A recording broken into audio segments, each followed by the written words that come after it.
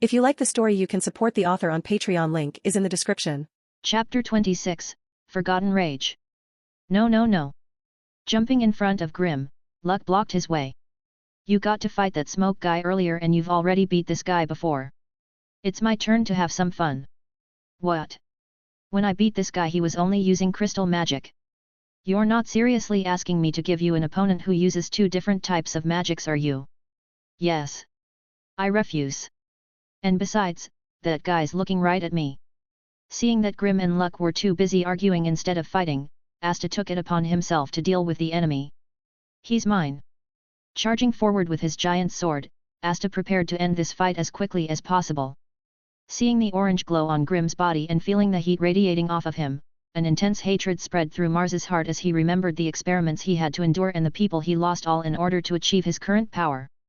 But looking at someone like Grim, who had an immense amount of mana and was capable of using secondary fire magic without having to go through the same things that he and his comrades had to go through, caused a deep-seated rage to bubble to the surface. Grim's already taken care of this guy before using only his beast swords as a weapon. If that's the case, then there shouldn't be a problem taking this guy down with my anti-magic sword. Rushing forward with gusto, Asta readied his sword as he closed in on Mars's hulking figure. Feeling the intense flames of hatred and heart spreading, Mars's entire body shook as his mana suddenly started to surge and create clusters of crystals all around him. Without taking his eyes off of Grim's figure, Mars created several harp-shaped blades that spun at a high speed before firing them off at the approaching Asta. Asta! Noelle suddenly screamed. Asterisk bang! Asterisk! Asterisk bang! Asterisk! Asterisk bang! Asterisk! So fast! Furiously slashing at the sword projectiles, the weight of his giant sword slowed him down as it took too much time to swing while he was being attacked by the high-speed swords. Damn it! I won't be able to keep up at this rate. Asterisk bang! Asterisk! And just like he said, he wasn't capable of keeping up with speed of the attacks as he was eventually blown back and sent hurtling into the wall that Nero had previously been dragging him towards. Asta! Gritting her teeth, Noelle pointed her wand at Mars and prepared a spell. I don't know what those flames of his do, but I'm sure it'd be for the best if I use my water magic to put them out. Feeling her mana gathering, an enraged Mars charged towards her and used the moment she was defenseless to swipe at her. The weak have no place on the battlefield. Noelle! Mimosa screamed after watching her cousin get flung across the room like a ragdoll. Running to her side, she saw a nasty wound on her stomach. Hearing her scream, both Grim and Luck stopped arguing and finally saw what was going on. Noelle! Seeing his teammate lying on the floor with blood spurting out from a wound, the previous smiling Grim stopped laughing. While his relationship with Noelle wasn't exactly the best, the sight of a teammate approaching death's door caused something in his soul to shudder. He didn't know if it was from a past experience or not, but this feeling. He didn't like it. Grim.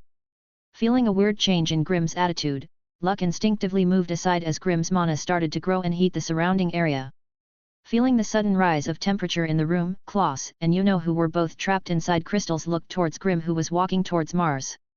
With every step he took, the temperature rose higher and higher to the point that even Mimosa's plants on her princess healing flower robes were being affected and drying out. Grim. Elsewhere. This mana. It's that kid again.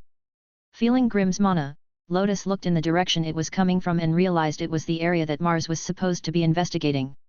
Heh, it's really funny. Grim's laughing voice echoed across the room as he closed in on the enraged Mars, who was also being affected by the heat. I don't even know why I'm feeling this way right now, but this feeling inside of me, it's really unpleasant.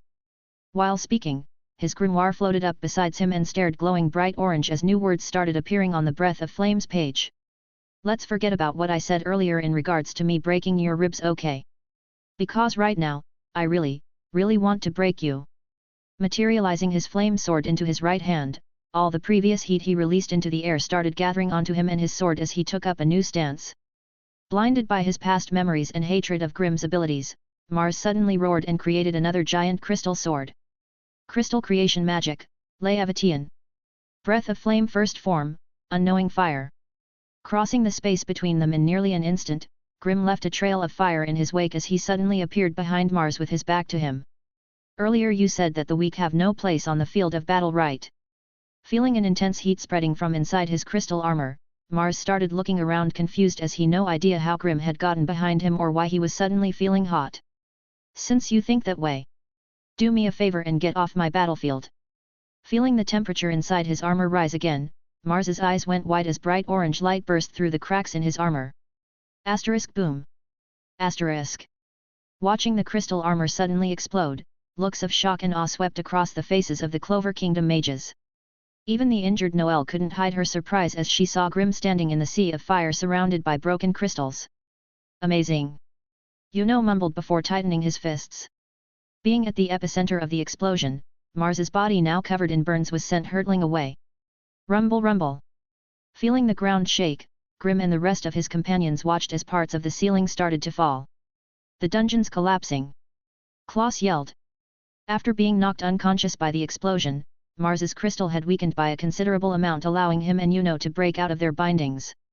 We have to go. Wait. Where's Asta? Someone suddenly asked after not seeing him. I'm right here. Bursting out from a destroyed wall and carrying an unfamiliar black sword with him, Asta appeared before everyone else. Klaus shouted. I'm on it. Wind creation magic, heavenly wind arc.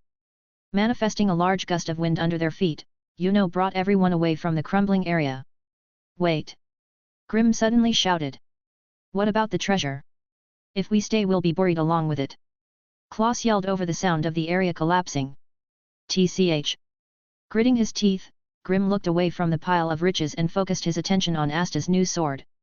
As the Clover mages were escaping, a hidden lotus deactivated his ace magic spell Hermit's Thick Smoke, a spell that had the ability to make its user transparent. Well then. He walked over towards Mars and the treasures. Let's get you out of here. Chapter 27, Aftermath. Whew! We made it! Bursting out from the collapsing ruin, Asta couldn't help but cheer as they had avoided getting buried alive. We're alive! We're actually alive! Klaus screamed to the heavens and kissed the earth once they landed down at a clearing. This whole dungeon exploration ordeal had actually been way more stressful than he had initially estimated. He was honestly just happy to be outside where no rocks were falling on him. Not a bad adventure. Grimm chuckled and looked at the destroyed ruin laying in the distance. Easy for you to say. Noelle came and stood next to him. You think? Yeah, at least you didn't nearly die. True. Your clothes are ripped by the way. EHHH. Guys. Jumping on them from behind with a goofy smile on his face, Asta wrapped his arms around their shoulders. We made it. Infected by his enthusiastic energy, Grimm smiled back and nodded. Yeah, we made it. Watching the three of them from behind, both and Mimosa couldn't help but smile as their friends finally found people that cared about them and saw them for who they were. So isn't anyone gonna talk about how Grimm defeated that diamond guy? Luck asked, seeing as how no one had brought it up. Back at the ruins. Those kids really are something. Sitting on his smoke cart with the treasures laying on the back, Lotus talked to the recently awakened Mars. Lotus. He sat up. Hearing him, Lotus smiled. I'm glad you're okay, kid. Looking at the vast landscape laying before him, all the hatred Mars had previously held inside of him seemed to vanish as he took in the breathtaking sight. Lotus. Thank you. Hearing the sincerity in his voice, Lotus smiled lightly and had the smoke cart turned towards their kingdom. Let's go home. So. Who are you guys anyway? I'm I'm Klaus Lunettes of House Lunettes. I'm Mimosa Vermilion of House Vermilion. Introducing themselves to Luck and Grimm, the squad of Golden Dawn members thanked them for their help in dealing with Mars. Hey! I'm Luck Voltia. Rushing up to he invaded his personal space until the two of them were only centimeters apart. You seem strong. Wanna fight? Maybe later. Brushed him off and looked towards Grimm. Feeling the eyes of the Golden Dawn members land on him, Grimm introduced himself. Well, I guess this is the first time we're officially meeting. He said to remembering him from the Magic Knight's exam. Anyway, I'm Grimm of the Black Bulls. Hey! Klaus made a weird noise. What about your family name? Dunno. He shrugged. I've got amnesia. You do? Noelle suddenly joined the conversation. What's amnesia? Asta asked. It's where you have no memories. Oh. I already knew about that. Hey! Noelle suddenly grabbed his shoulders. When did you find out? He told Magna back in Sasui village. What? Why am I the last one to find out? I didn't know either. Luck chimed in. How horrible. Mimosa said, trying to comfort Grim. To not remember a part of your own life. How pitiful. Klaus also tried to comfort him but ended up sounding more condescending than anything else. You know, on the other hand, just said you have my pity. I don't really need it though. Seeing the downcast looks on everyone's faces. Well, besides Lux, he was still smiling. Grim tried to lighten the mood but ended up making it worse. Relax guys, I remember everything that's happened in the last 5 years, there's really no reason to feel sorry for me. Oh, you poor thing. You're so brave, I wish I knew how to help, but the only thing I can offer you is this pouch of money. Saying that, Noelle actually handed him a small pouch filled with money. What the hell happened to her? Not seeing any reason to deny the money, Grim graciously took it and headed back to the capital with the rest. So we're really not gonna talk about how Grim defeated that Diamond Kingdom guy. Later, Luck, later. So this is your second anti-magic sword. While on their way back to the capital, the group got to learn about the other's gain from the treasure room. For you know, it was the weird new words inside his grimoire that he couldn't read, for Asta it was his new anti-magic sword. And for Grim it was his pocket filled with a handful of gold coins that he had randomly picked up. I should have picked up a relic or something instead. Holding on to Asta's new sword, Grim realized that unlike Asta's other sword stopped him from using magic when held it, this one was actually his magic and draining him. Cool, isn't it? It's so much lighter than this one. Saying that, he brought out the blunt sword and stabbed it into the ground. Yet. Much lighter. So what's so special about this one? Dunno. He shrugged. Want to help me find out? Well, I don't have anything better to do in the upcoming week, so sure. Can I join? Luck popped up from nowhere and asked. Of course. He agreed before turning to look at his old friend. What about you, know? Wanna join? I'll have to decline, I'm going to focus on trying to decipher the words I got from that scroll. Boring. Smiling at his friend's childish attitude, Yuno focused his attention back on his grimoire. What about you, Grim? What was that spell you used against that diamond guy? You mean unknowing fire? Yet. Luck nodded. For a second there you were pretty fast. Not faster than you though. He smiled. No. But you were much faster there than any other time we sparred. I guess. Thinking back on the spell now, Grim felt like he needed to train it as something felt wrong with the way he used it. He couldn't pinpoint the exact issue he had with it, but he felt like it was unrefined. But what concerned even more than that was the uncomfortable feeling he felt when he saw Noelle laying in a pool of her own blood. The two of them definitely weren't close enough for him to be affected in the way that he was. He could only guess that he was carrying a regret over from a past life where he was unable to save a companion of his. And seeing Noelle in such a position must have been some sort of trigger that allowed him to recall the feeling he had felt back in one of his past lives. It was similar to the time he played cards against Yami and the others. While he may not have any memories of the events in his past lives, he was still able to recall certain experiences and feelings. Creator's thoughts. Errata. Random comment, where to begin? So I'm guessing a lot of you guys have read Fairy Tail, right? NGL, I used to be a fan of the work back in the day, but everything changed when friendship trumped power. And eventually Fairy Tail became a series that I myself ridiculed for its shiwai writing and stupid plot armor. Sorry Daddy Nux. I can't even remember who my favorite was character anymore. After reading Rave Master, Hiro Mashima's previous work, I was really hyped, but the story and ending of Fairy Tail really let me down, not counting Fairy Tail 100-Year Quest because that's ongoing. I thought Mashima had lost his way and that everything he made from that point would be recycled garbage, but with his new series Eden's Zero I feel like Mashima actually knows how to write a compelling story again. While still having some similar gimmicks to Fairy Tail, that story and setting is a breath of fresh air and I actually look forward to each release, even waiting a while so I can binge read them. I don't know if it's because it's not released weekly like Fairy Tail was, but I have to say I like Mashima's new style and hope his writing doesn't devolve into its past state. Chapter 28, Report. A week had passed since the whole dungeon exploration escapade and Grim, Asta, and Noelle were all invited to give their report to the Magic Knight's headquarters.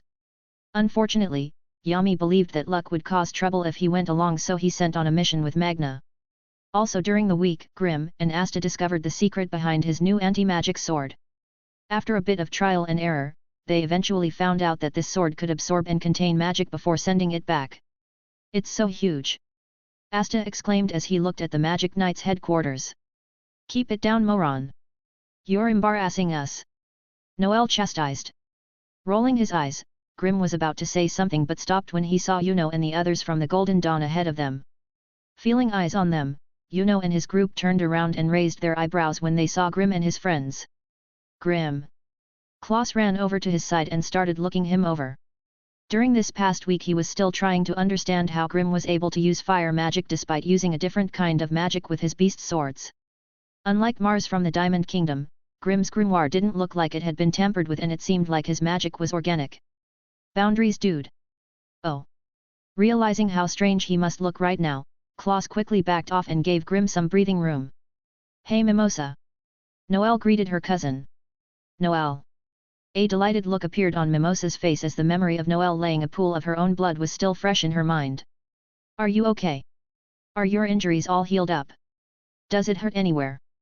Seeing how concerned she was for her, Noelle felt a gentle warmth spread through her chest. I'm fine. Your healing magic was really effective. Really? I'm so happy to hear that.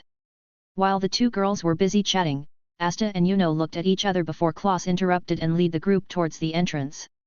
So you guys are here to give in your report as well? Grim asked while they walked. Yeah, our captain wanted us to rest first so we waited a week to do it. What about you guys? Mimosa asked while giving Grim a weird look. After seeing how serious he got after Noelle got hurt, she couldn't help but imagine what it'd feel like if someone got that upset over something bad happening to her. Not to mention that she thought he looked really cool when Mars's crystal armor exploded. Just remembering how his yellow eyes glowed in the light of the fire caused her to blush slightly. Hearing her question, Grim started to wonder why they had waited so long to deliver their report to the Magic Knight's headquarters. I guess our captain forgot. Was the only answer he could come up with. While walking forward, the group suddenly stopped after encountering a middle-aged man with short messy blonde hair and blue eyes standing at the entrance of the Magic Knight headquarters. Who's this guy? Looking at the stranger, a weird feeling wrapped itself around Grim's heart as he felt the blood in his body start to boil. This guy. He's strong. Despite not releasing a ton of mana, Grim could sense that this guy wasn't someone he could deal with in his current state. Unlike Yami who had an oppressive aura, the aura coming off this guy was too peaceful, gentle even. But something about it filled Grim with a sense of dread. Why, your majesty? Klaus sudden kneeled. Your majesty? Taking a closer look at the guy, the most noticeable about him was the six-pointed blue star on the left side of his forehead. Copying Klaus's actions, Noelle and Mimosa also kneeled. Hey Grim! Asta whispered. Who the flashy old guy? Shrugging his shoulders, Grim was just as confused as Asta and Yuno. You fools! Klaus suddenly snapped and turned to look at them while remaining kneeled. How could you not recognize the face of the Wizard King Julius Novacrano? Asta gasped. So this is the Wizard King. No wonder I feel so uncomfortable around him. This guy's the top dog of this kingdom. Ahem, I have amnesia so it's only natural that I wouldn't recognize him. Grim commented so as to not look like a fool. You're excused, Grim, but the other two definitely aren't. Especially you, Yuno. As a member of the Golden Dawn, how could you not know the face of the current Wizard King? Don't speak. Bow. Grabbing the top of Asta's head, Klaus pulled him down so that he was kneeling like the rest of them. Following their actions, Yuno also kneeled but never took his eyes off of the Wizard King. By the end of it only Grim was left standing. What are you doing? Bow. Klaus chastised. Taking a look at the Wizard King, Grim felt the blood in his body becoming restless as the thought of bowing to someone who he was planning to overcome didn't mesh well with him. I don't bow. Grim! Klaus suddenly shouted. Oh! The Wizard King looked at him with a bit of surprise before stepping forward. Now kids! Let's keep things harmonious, shall we? Yes, your majesty! Klaus lowered his head. Great, now follow me, I'll be the one in charge of overseeing your report. After following the Wizard King to a weird tower, Grim and the rest reported their findings to the Wizard King. Asta presented his sword to him whereas Yuno showed him the unfamiliar words that had appeared in his grimoire. By the time they were finished, Asta was gushing over the Wizard King. Mr. Wizard King sir, is it okay if I ask a question? Go for it. He smiled. Well, how do I become the Wizard King? Both he and Yuno spoke in union, catching everyone off guard. Yuno wants to become the Wizard King as well. While having not really conversed with him for a long time, Grimm thought that he was the mature one in their Asta and Yuno duo. The surprise Julius was feeling only lasted a second, as he soon started to chuckle. So you two are both aiming to become the next Wizard King, eh? It's nice to see young people with such ambition. I can't believe it. Claw started. To think that you two would be so tactless as to ask that to the current Wizard King. Listen up, you two, to be the Wizard King you must have a noble heart, the trust of the people, and they. No. Julius suddenly interrupted him with a tone that greatly differed from his earlier casual attitude. It's merit. The only thing that matters on the road to this position is the amount of merit that you accumulate. Having a noble heart means nothing if you can't protect those around you, and the trust you're talking about only comes after you've proven yourself through your actions. Listening to the king's words, a feeling of surprise sprouted from Grimm's heart. He expected the king to say some flowery words like never giving up or some bullshit about working hard, but never in his wildest dreams could he have imagined just how to the point he was. Do you know what the people of this kingdom want from the Wizard King? Julius continued. Everyone shook their heads. Merits that prove that they are the best. He then turned to look at Grimm. Do you also aspire to be the Wizard King? No. He shook his head. Having a title is nice and all, but I don't want something that ties me down like your role does. Oh ho, then what is it that you wish to achieve by being a magic knight? Strength. He immediately answered and clenched his fists. I want to see just how far I can go relying on my own power. Is that so? Julius smiled and turned away. Before you guys arrived, we were actually in the middle of holding a decoration ceremony for the magic knights who've been awarded an outstanding number of stars today. Decoration ceremony? Asta repeated with visible confusion. It's a ceremony where we award those who have done exceptionally well. I'd like it if you could attend. Really? Asta exclaimed. Of course, please follow me. Without turning back to look at them, Julius headed towards a door with everyone trailing him from behind. Now Asta and Yuno, you said you wanted to be the next Wizard King, right? In that case, do you think you'll be able to accumulate more merits than these guys? Opening the door, the sight of two Clover Kingdom captains and members of nobility enter their eyes. Creator's thoughts. Errata. Grimm about to meet some nobles. Chapter 29, Kicking It with Nobility. Now then. The Wizard King stood in front of the room. Let's begin the ceremony. Looking at the current lineup, Grimm noted everyone's appearance, but with someone like the Wizard King standing before him, it was kind of hard for him to focus on anything else. It was like every fiber of his body was fighting to keep him rooted to ground. With 7 stars earned, stepped forward Leopold Vermilion of the Crimson Lions. Vermilion. Isn't that Mimosa's family name? Stepping forward, a young man with spiky orange hair stood before the Wizard King. Your Majesty. He lowered his head. Smiling at his actions, Julius asked him to raise his head. I hereby grant you the title of Intermediate Magic Knight 2nd Class. He then gave him what looked like a medal or something before giving him some words of praise. Remembering that Teresa used to belong to the Crimson Lions, Grimm couldn't help but take notice of the orange-haired young man before returning his attention back to the Wizard King. With 6 stars earned, Sol Marone of the Blue Roses, please step forward. Your Majesty. A dark-skinned woman in a white tube top stepped forward and lowered her head to Julius. For your dynamic and creative use of your earth magic in the face of danger, I hereby grant you the title of Intermediate Magic Knight 3rd Class. Thank you, Your Majesty. She bowed and received her medal. Earth magic. Grimm's eyes lit up slightly. The next couple of awards went out to a few more people, most of which didn't catch his attention. In fact, the only ones that caused him to slightly look in their direction was the one surnamed Silva, and that only because they seemed to be relatives of Noel and used water and mist magic. Now then. Julius started. To thank you all for what you've all done for this kingdom, I've prepared a little banquet for you all to enjoy. Oh, I almost forgot, I've invited some special guests for today. Hearing that, everyone turned to face Grimm's group. Make sure you get along. He smiled before leaving. Feeling the scorn in their stares, Grimm felt his lip twitch as he was doing his best to hold back smiling. Hey Grimm! You've gotta check out this shrimp! Asta yelled. Having never eaten such expensive food before, Grimm happily obliged and went over to Asta. Grimm! A gentle voice suddenly sounded out behind him. Turning around, he saw a slightly red-faced mimosa. Do you mind if I eat with you? Feeling confused as to why she was asking permission to eat food that the Wizard King had provided, Grim merely shrugged. Knock yourself out. Why yes. She nodded and followed him to the shrimp table under the watchful eyes of the others. A/N, okay, let's be honest, shrimp is the best seafood out there. Yes, even better than lobster. You were right, Asta, this is pretty good. I know, right?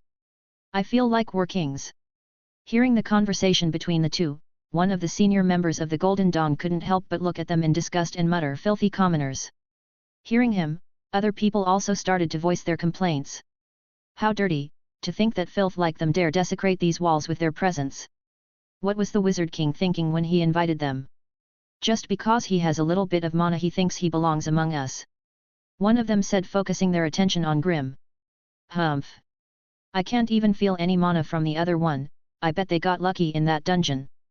Wow, these guys aren't even trying to whisper. Asta spoke with his mouth full. They're probably more skilled at talking than they are at fighting. Grim ignored them and focused on the food. While he admitted that some of the people in the room didn't look completely weak, none of them were good enough to catch his eye and thus he considered them below him. Listening to them badmouth Grim and the others, Leopold walked towards the Golden Dawn member that started it all. If we're talking about commoners, then don't you also have one in your order? Turning to look at Yuno, a flash of disgust and malice passed through the Golden Dawn member's eyes. He's nothing more than gutter trash that thinks he's special because he has a 4-leaf clover. We of the Golden Dawn don't expect anything from him, we'll be the ones to bring Captain Vengeance's dreams to fruition, not some slum rat. Having heard enough, Klaus wanted to speak up for them. With all due respect, sir, but the same goes for you as well, Klaus. Hey!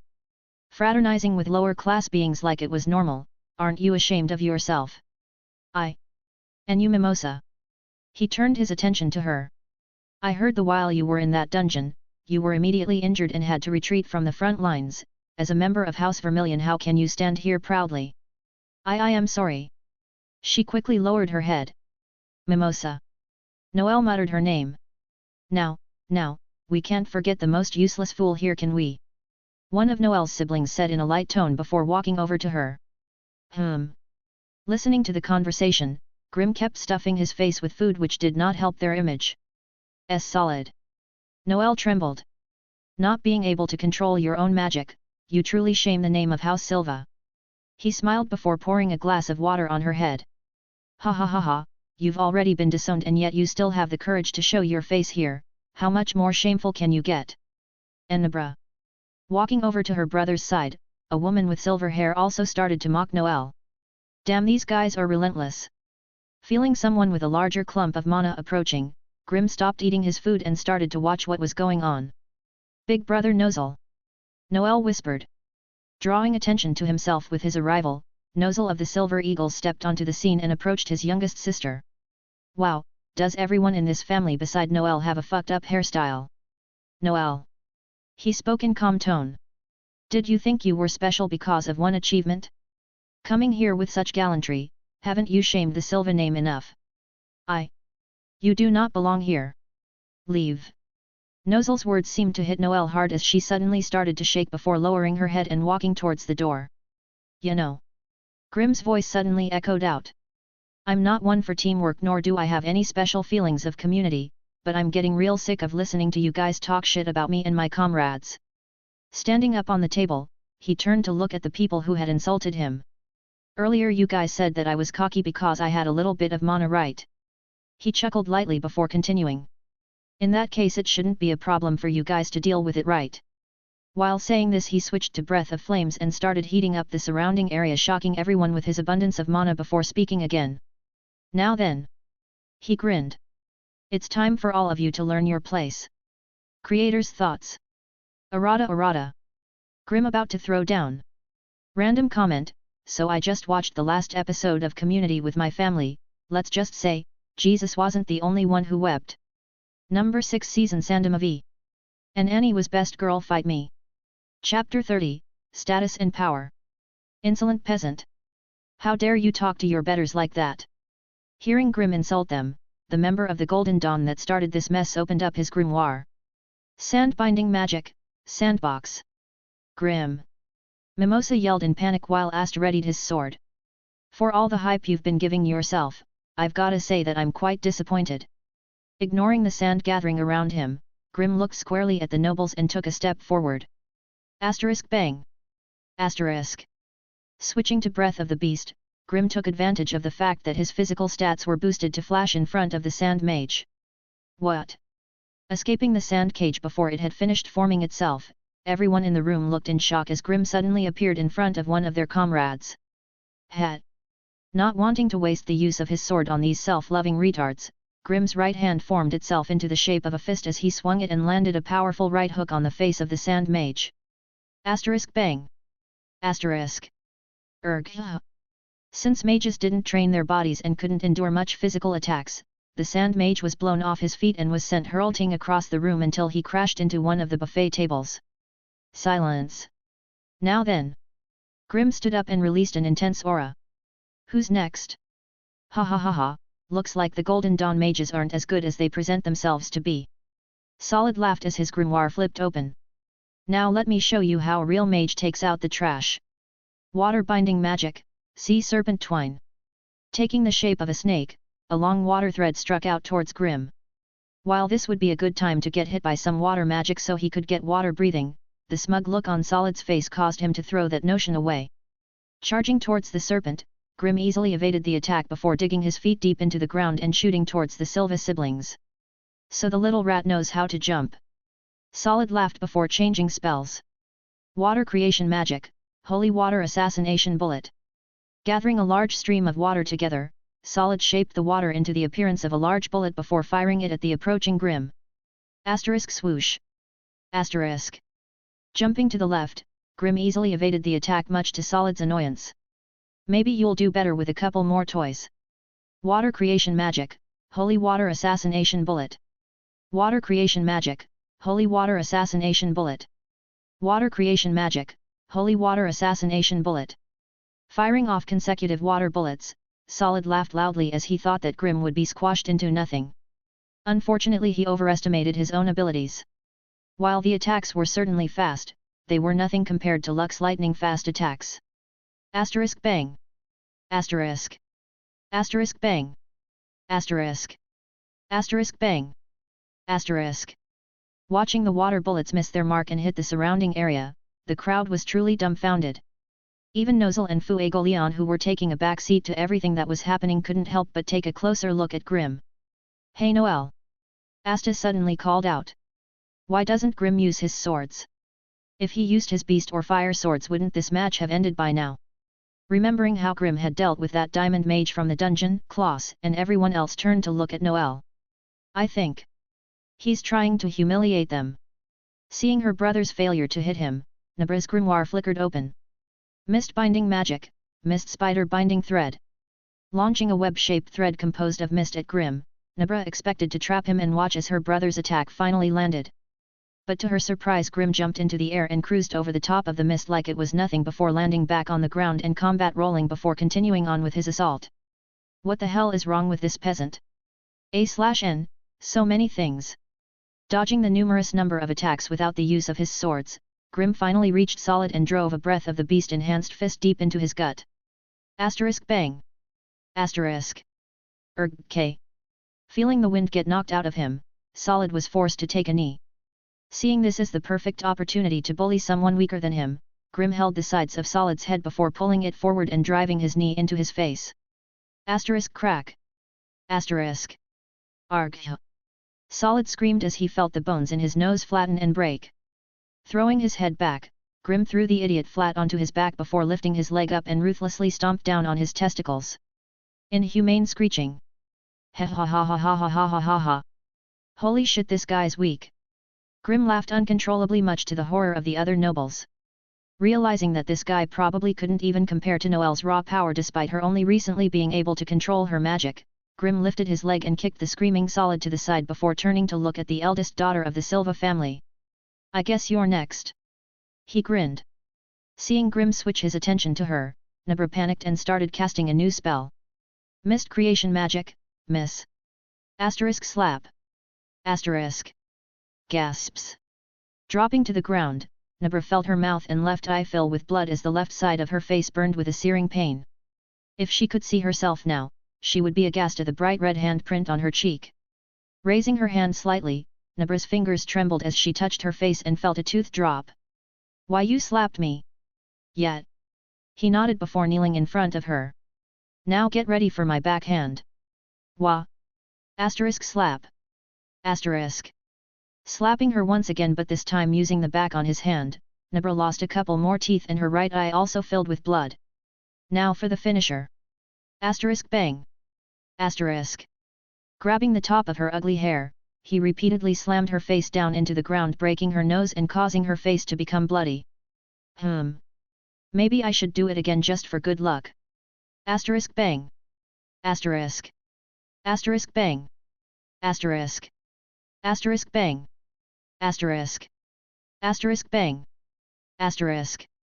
Horrified by the sight of Nabra's face and Grimm's ruthless actions, the other nobles stood in silence, not wanting to draw that monster's attention. "This is pretty fun. I wonder if this is what I felt in my past incarnations." Distracted by his own thoughts, it was only after sensing the killing intent and massive release of mana that he stopped slamming Nabra's face into the ground. "Oh!" He raised his head. Feeling a large release of mana, a dominating pressure covered the room as everyone's eyes were drawn to the silent figure of Nozel Silva, who directing a large amount of malice in Grimm's direction. "This pressure. It's as strong as Yami's. To dare to put your hands on members of the royal family." Nozel spoke in calm voice that hid a silent rage. "I didn't think commoners dared to act this brave." "Well, you're not dealing with the average commoner anymore. Besides, I only put my hands on a couple of bitches. The fact that they happened to be part of the royal family didn't even cross my mind." Grimm shrugged. A/N, preach. In fact. He turned to look at all the nobles. "All you cum-guzzling bitches with royal blood in your veins can come at me. I'll take each and every one of you fuckers on. Hell. I'll even give you an advantage and close my eyes. At least then it'll even the odds a bit. Now come on, you inbred cousin fucking degenerates. It's time to learn the difference between status and power." Releasing some of his magic power, several nobles were forced to take a step back as Grimm started giving off a wild and unrestrained aura that had a primal feel to it. Enraged by Grimm's words and actions, the pressure Nozel was emitting increased by tenfold as he started taking heavier steps towards Grimm. "To raise your hand against royalty is an act of treason. For your crimes against the crown, I punish you with death," Nozel said in a dark tone. "Ha ha ha ha ha ha ha ha ha." Grimm chuckled before bursting out in laughter. "You punish me? You know, when I woke up this morning I wouldn't have thought this was how my day would go. But okay, Mr. Braided Bangs, let's see how much limits I can break today." Asterisk boom. Asterisk. Releasing even more of his own magic power that easily surpassed that of a captain's, the smile on his face became scary as the beast swords manifested themselves into his hands. While he wasn't confident in beating someone at the level of a captain, after meeting the Wizard King, every cell in Grimm's body had been stimulated to the point that he no longer cared about the consequences. "So much mana. How can that peasant have more mana than me? Damn it. Kill that peasant trash."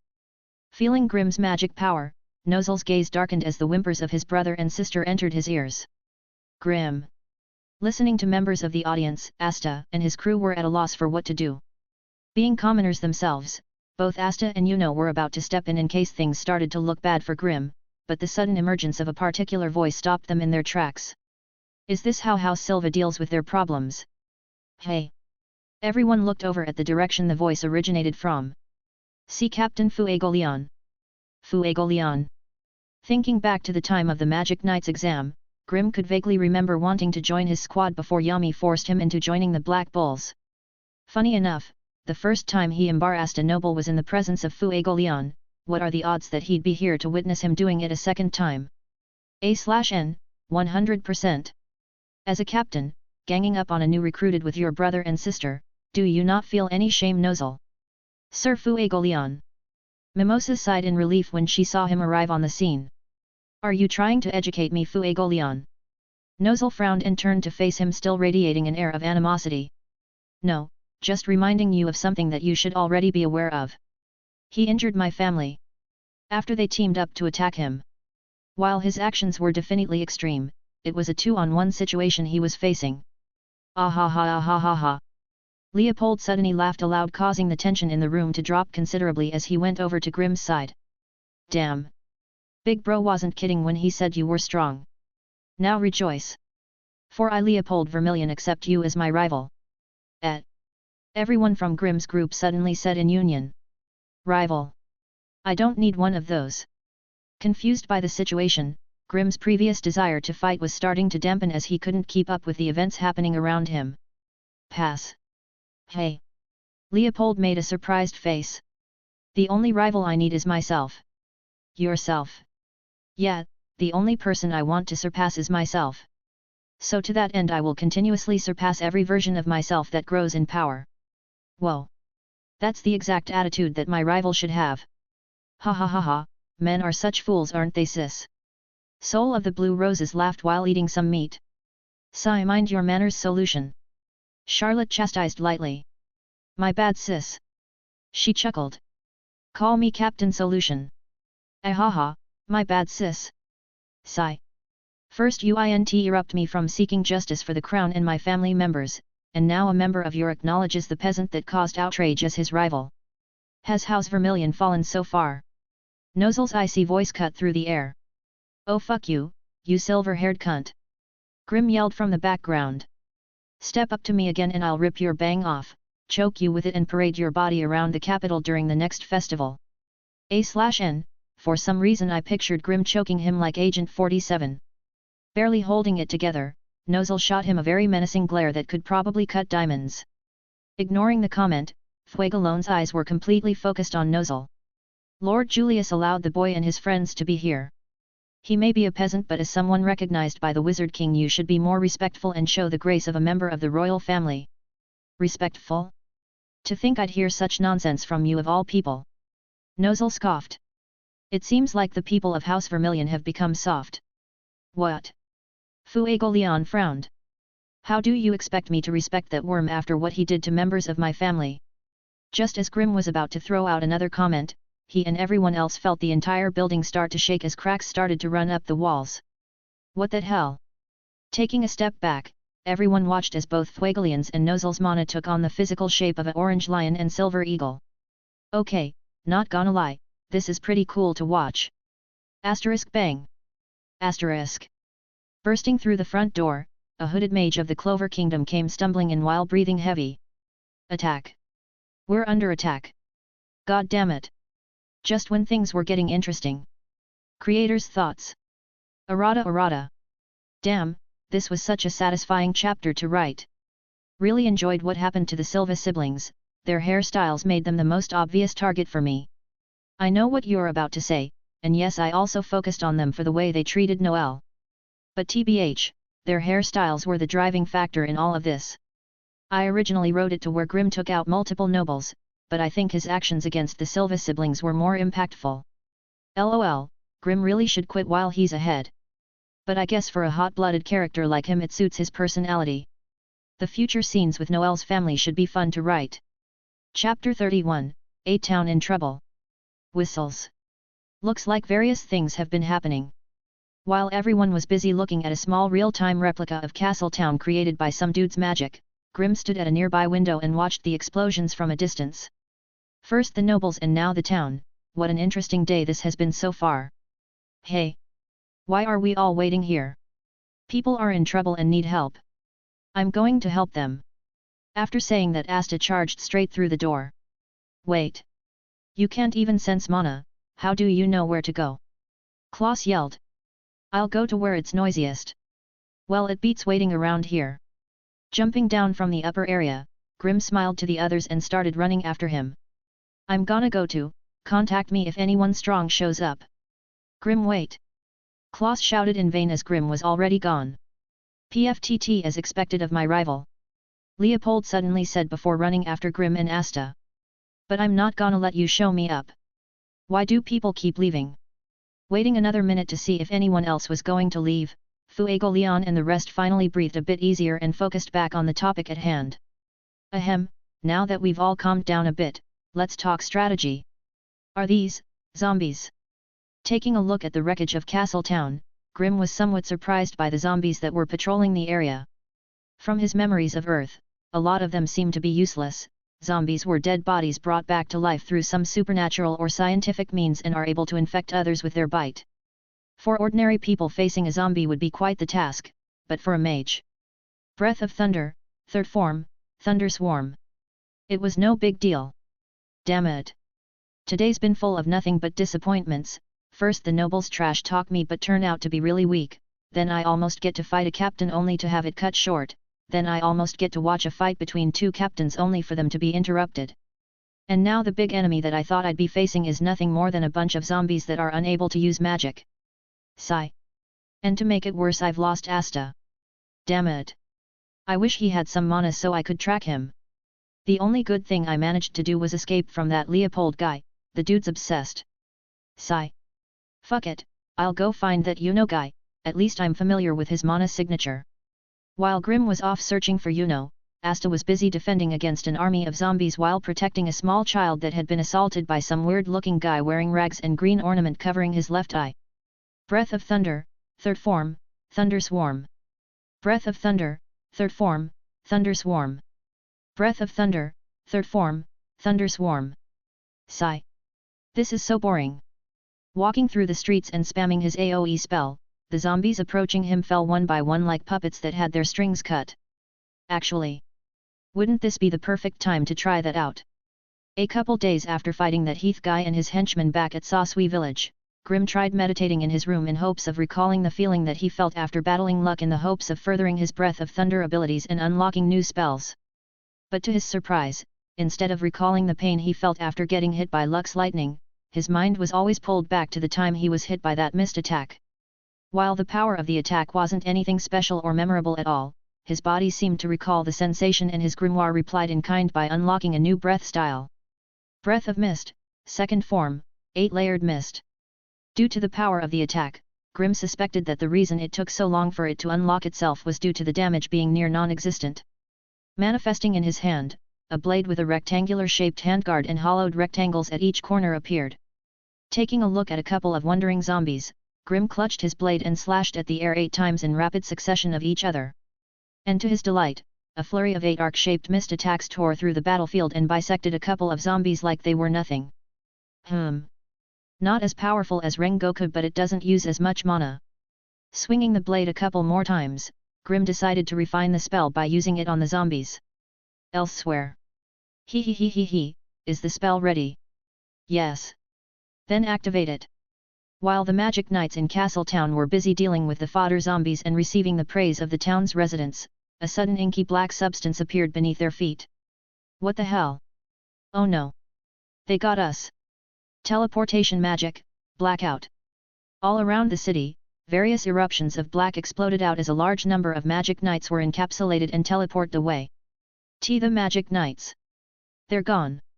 A townsman stuttered. And as if on cue, a new wave of zombies suddenly appeared in the areas the magic knights had disappeared from. To think that they all fell for it, how pathetic.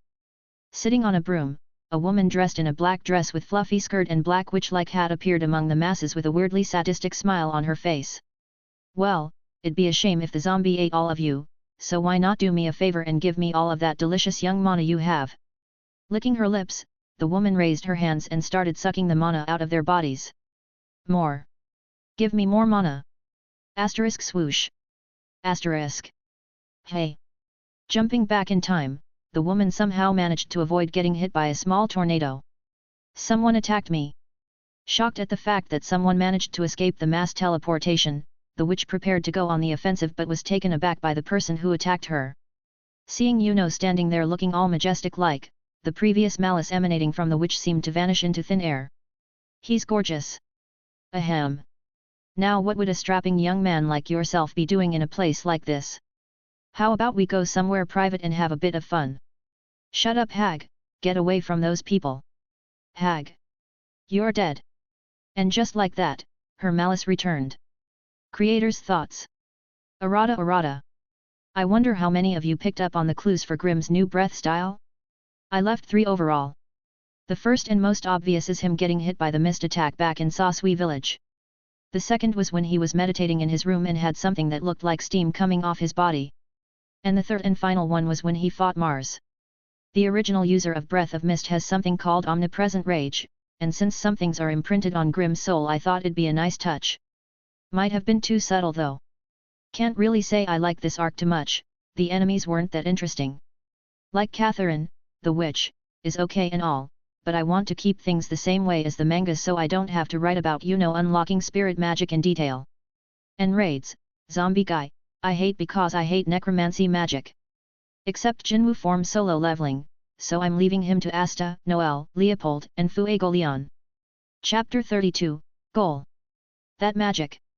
Feeling a large surge of magic explode from the distance, Grimm turned to face that direction. Asterisk boom. Asterisk. Hey. Feeling another large surge of mana coming from the opposite direction, Grimm had a decision to make. Do I go left or right? Fire restraining magic, Leo Palma. Conjuring up several flaming lion palms, Fuego Leon wrapped them around the necromancer Raids and restrained him. Trapped within his spell, Raids started struggling but realized just how pointless it was and started breaking down. No. I have greater mana than any royal. I will not lose to you. As much as you would like to believe that, you have to accept reality.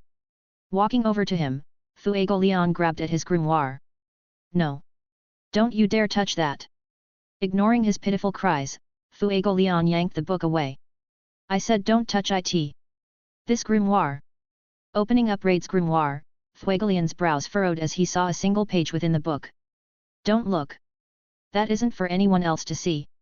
I see. He only has one spell. How dare you? How dare you look at me with pity? Seeing the look on his face when he saw the single page inside his grimoire, the anger and hatred within Raid's heart bubbled to the surface as he started throwing out incomprehensible slurs. Pity? The only person who deserves pity is me. After making me waste my time running all over this town I come to find out that the big bad has already been taken care of. How bad do you think I feel? Hey! Looking up, everyone saw Grimm's figure chilling on top of a partially destroyed building. Hey guys! My rival! Leopold yelled. Fuck! How did I not notice him until now? Feeling his left eye twitch slightly, Grimm hopped down from the top of the building and softly landed on the ground. While everyone's attention was focused on Grimm's arrival, none of them noticed the voice coming out of the magic communication device in Raids' ear. Are you satisfied now, Raids? While you definitely have the mana to fight one, you should have known that you weren't enough to beat a captain by yourself. And just like you, it seems like Catherine has failed her mission. It seems like I too am at my limit, so we're gonna stop messing around now and follow the plan. Hey you! Fuego Leon turned his attention back onto Raids. While I get the feeling that revenge was your goal, I doubt that the spatial mage was doing it for the same reason. So tell me, what were you guys really after? Lowering his head, Raids started to laugh and draw everyone's attention. You want to know what our goal was? Ah ha ha ha ha ha ha ha, you really want to know? Then listen closely, Captain of the Crimson Lions. Our goal was more than just revenge, our real goal was you, Fuego Leon Vermilion. What? Exploding out from under him, the same inky black magic that teleported the rest of the magic knights away appeared. Big bro! Leopold screamed as he watched his brother get teleported away. To get it right under his feet. The accuracy of that spell was too precise. The caster is probably close by, but I can't sense any other mana in the area. Over there! Asta suddenly yelled and charged towards a pile of zombie bodies and using his sword to throw them into the air. There!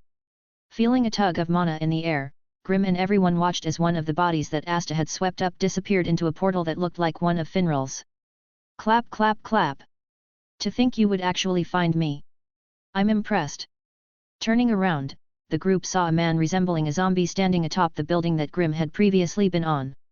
I went through all the trouble of not using magic and covering myself in shit and dirt just so I could blend in, but I guess it's true what they say, animals really do have a good sense of smell. Ripping the zombie face mask off, the group was finally able to see his real appearance. A lean-built man with wavy grey hair that ends at the bottom of his head. He also has straight line going down each side of his face. To be completely honest, he still kinda looked like an undead in Grimm's eyes. Where's my brother? Leopold yelled. He should be with you shortly, anyway, it seems like my job is over, so I'll be seeing you. Opening another portal, he stepped through it and vanished from sight. Get back here, you coward! Still agitated over his brother's disappearance, Leopold started to tremble. But just as he was about to yell some more, a portal opened up in front of them, and out from it came Fuegoleon. Well, an unconscious Fuegoleon covered in blood and missing his right arm. A/N, not the FAP arm. Gasps. Be big, bro. Ptha ha ha ha ha ha ha ha ha ha. Raids' laughter suddenly rung out. Looks like he's been disarmed. Maybe you should give him in hand. Ah ha ha ha ha ha ha ha ha ha ha. You. Leopold swung around to face him. He he he he he he he. Similar to what happened to Fuegoleon, a portal appeared below Raids' feet as he prepared to be transported away. You're not going anywhere. Asta yelled and charged him. Ha ha ha ha, I'll be seeing you, Asta. Raids grinned. Damn it. I won't make it at this rate. Gritting his teeth, a sudden flash of inspiration passed through his eyes as he pulled out his new anti-magic sword and threw it into the portal, negating the activation and absorbing the magic. What? Surprised by the magic disappearing, a look of shock made its way onto Raids' face as Asta flashed in front of him and punched him into the ground. Arg! This isn't good. Returning back to the area, the spatial mage that looked like some weird undead creature came back and created several more warp gates and teleported a couple of his allies to the area. He he he he, looks like the odds are in my favor now, brats. Raids laughed wildly despite the black eye he was now sporting. Arriving on the scene, one of the hooded mages turned to face the spatial mage. Are you really being held back by a couple of children, Valtos? Before he could respond, the conversation was interrupted by an unusual laugh. 1, 2, 3, 4, 5. You only brought 5 people as backup? You guys must really not care about your lives. Breath of flames. Feeling the area heat up, Valtos, Raids and the rest turned to look at a grinning Grim covered in a soft orange glow. You know, today's been one heck of a roller coaster, and to be honest I was getting kinda bored fighting against zombies. But now that you're all here, we can finally have some fun. Releasing an absurd amount of mana that shocked the new arrivals, Grim materialized his fire sword. This heat. Having never seen Grim in action properly, Leopold was taken aback by the amount of mana that was emanating out of him. It's more than a royal's. Even the enemies seemed to be surprised as a couple of them took a step back. This amount of mana. He might be a problem. Hey! Grim's voice interrupted their train of thought. I've been disappointed a lot lately, so if none of you survive this, don't take it personally, okay? What? Chapter 33, Pain. So what if he's got a lot of mana? The leader of the hooded mages yelled after seeing the sudden drop in his unit's morale. We outnumber him 5 to 1. We can easily kill high. While the leader of the hooded mages was trying to raise the morale of his allies, Grim smirked at the attempt and activated a spell. First form, Unknowing Fire. Asterisk swoosh. Asterisk. Leaving a trail of fire behind and bursting forward at a shocking speed, the spell Grim had executed did its job as Grim appeared several feet behind the team leader. Thud. Silence. L leader. Robotically turning their heads to the side, the sight of Grim holding a glowing orange sword with flames curled around it came into view as the decapitated head of their leader fell from his neck and rolled onto the floor. Due to the heat from his sword, the wound had been cauterized and not a drop of blood could be seen. So that's what it feels like to kill someone. Grim rung out amidst the silence as he clenched and unclenched his fist. I wonder when the guilt that people talk about will set in. He killed someone. Asta's mind shook over seeing some die in front of his eyes. Even Noelle, who had apparently been checking on Fuegoleon this whole time, was shocked by what she had seen. Now then. Grim's voice snapped them out of it. Since the only one we really need is that freaky-looking zombie guy over there and the spatial mage. I'm guessing that the Clover Kingdom will see the rest of you as expendable. Expendable. One of the mages muttered and stared at their decapitated leader's head. After witnessing the death of their team leader, the other 4 hooded mages were at a loss as they couldn't comprehend the situation.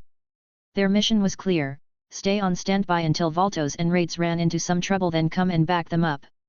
But with the sudden death of their leader, things had taken a dark turn. If Grim's previous actions of unleashing his mana was enough to deter them, his killing of the unit leader was more than enough for everyone to see him as a threat. Furrowing his eyebrows, Valtos couldn't help but look at the boy more seriously.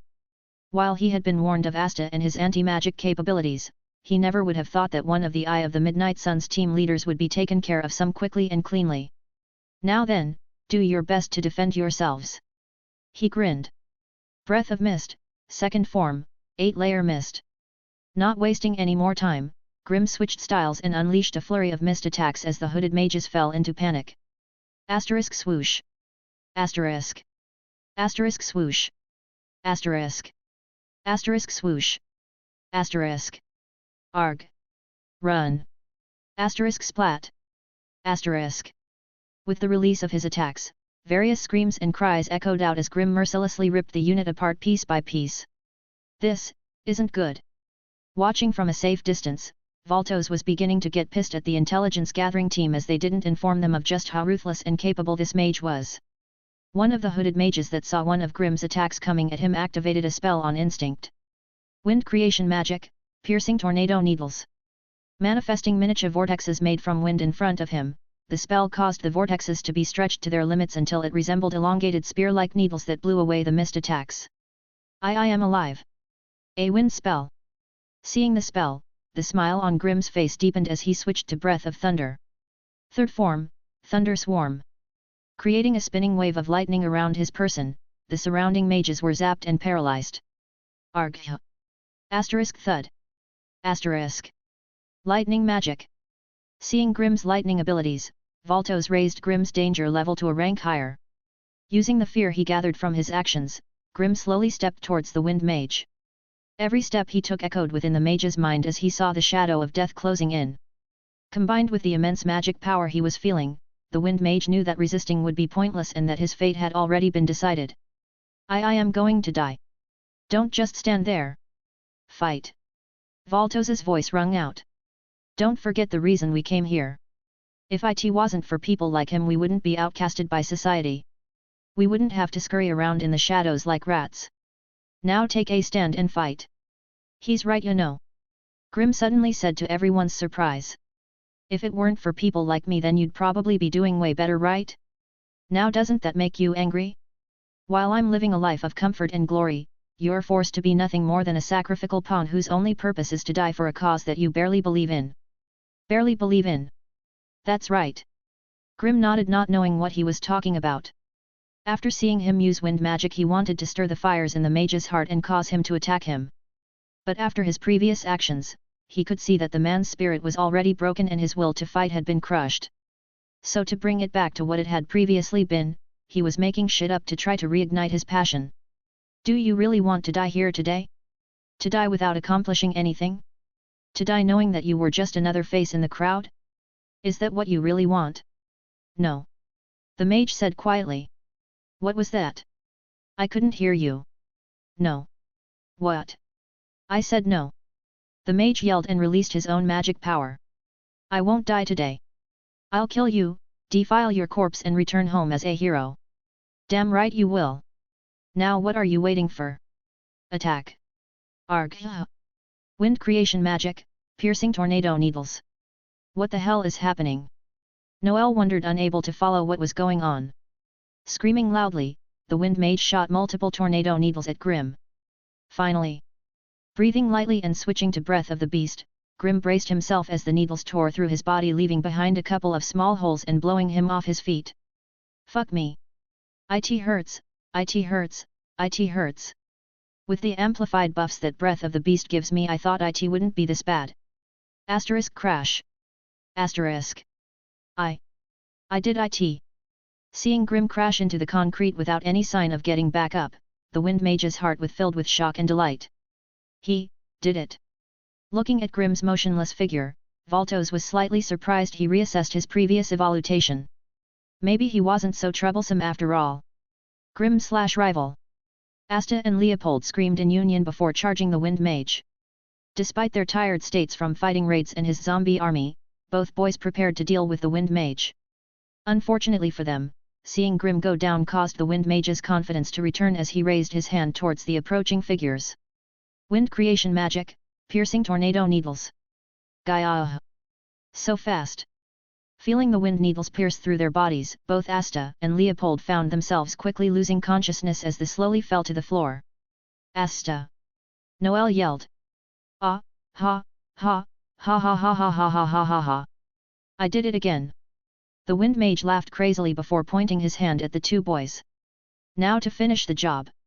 A/N, I think Grimm might have broken his mind and made him a tad bit psychotic. Unable to leave Fuegoleon's side, Noelle was forced to watch as her friends' lives were about to be snuffed out. Chapter 34, Vow. Stirring in his sleep, Grimm felt his eyes open slowly as they adjusted to the light. Did I pass out? Grimm. Turning his head to the side, Grimm saw a kneeling Noelle and Mimosa hovering over him. Looking closer, he noticed that Mimosa was using her plant dress and healing his wounds. To get taken out by such a small amount of pain. If my other incarnations saw me now, I wonder what they would say? Sigh, I really overestimated my own endurance. Sighing at the fact that he had miscalculated the amount of pain he would be in from the wind needles, Grimm slowly sat up, much to Mimosa's surprise. You shouldn't push yourself, she said in panic. It's fine, he replied and activated beast breathing. Deep breath. That's better. Feeling the pain dull slightly, he managed to make it onto his feet and finally see what was going on around him. What the hell happened while I was unconscious? Standing in the area around them were all the mages from the banquet, including Captain Nozel and Charlotte. Surprised by the sight of them, he turned to look at Noelle and Mimosa. Why are they here? In short, after Grimm passed out, Asta and Leopold attacked the wind mage but were caught off guard by how fast his needle attack was and were taken out of the fight and rendered unconscious. Shortly after that, the wind mage seemed to go crazy as he wanted to kill the unconscious Asta and Leopold. But before he could do anything, that spatial mage interfered, saying how it would be better to take Grimm and Asta captive so they could experiment on them.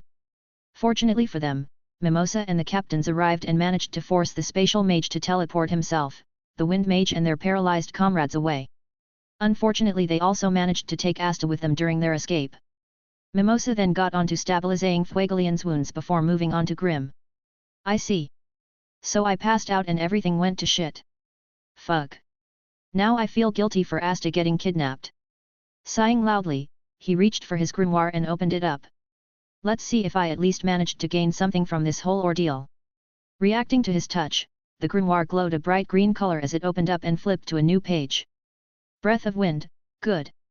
Seeing the page, a small smile appeared on his face as he was torn between feeling happy that he had gotten something out of getting several holes punched through his body and the feeling of guilt over Asta being kidnapped due to him being unable to withstand the pain that other incarnations of himself would probably shrug off.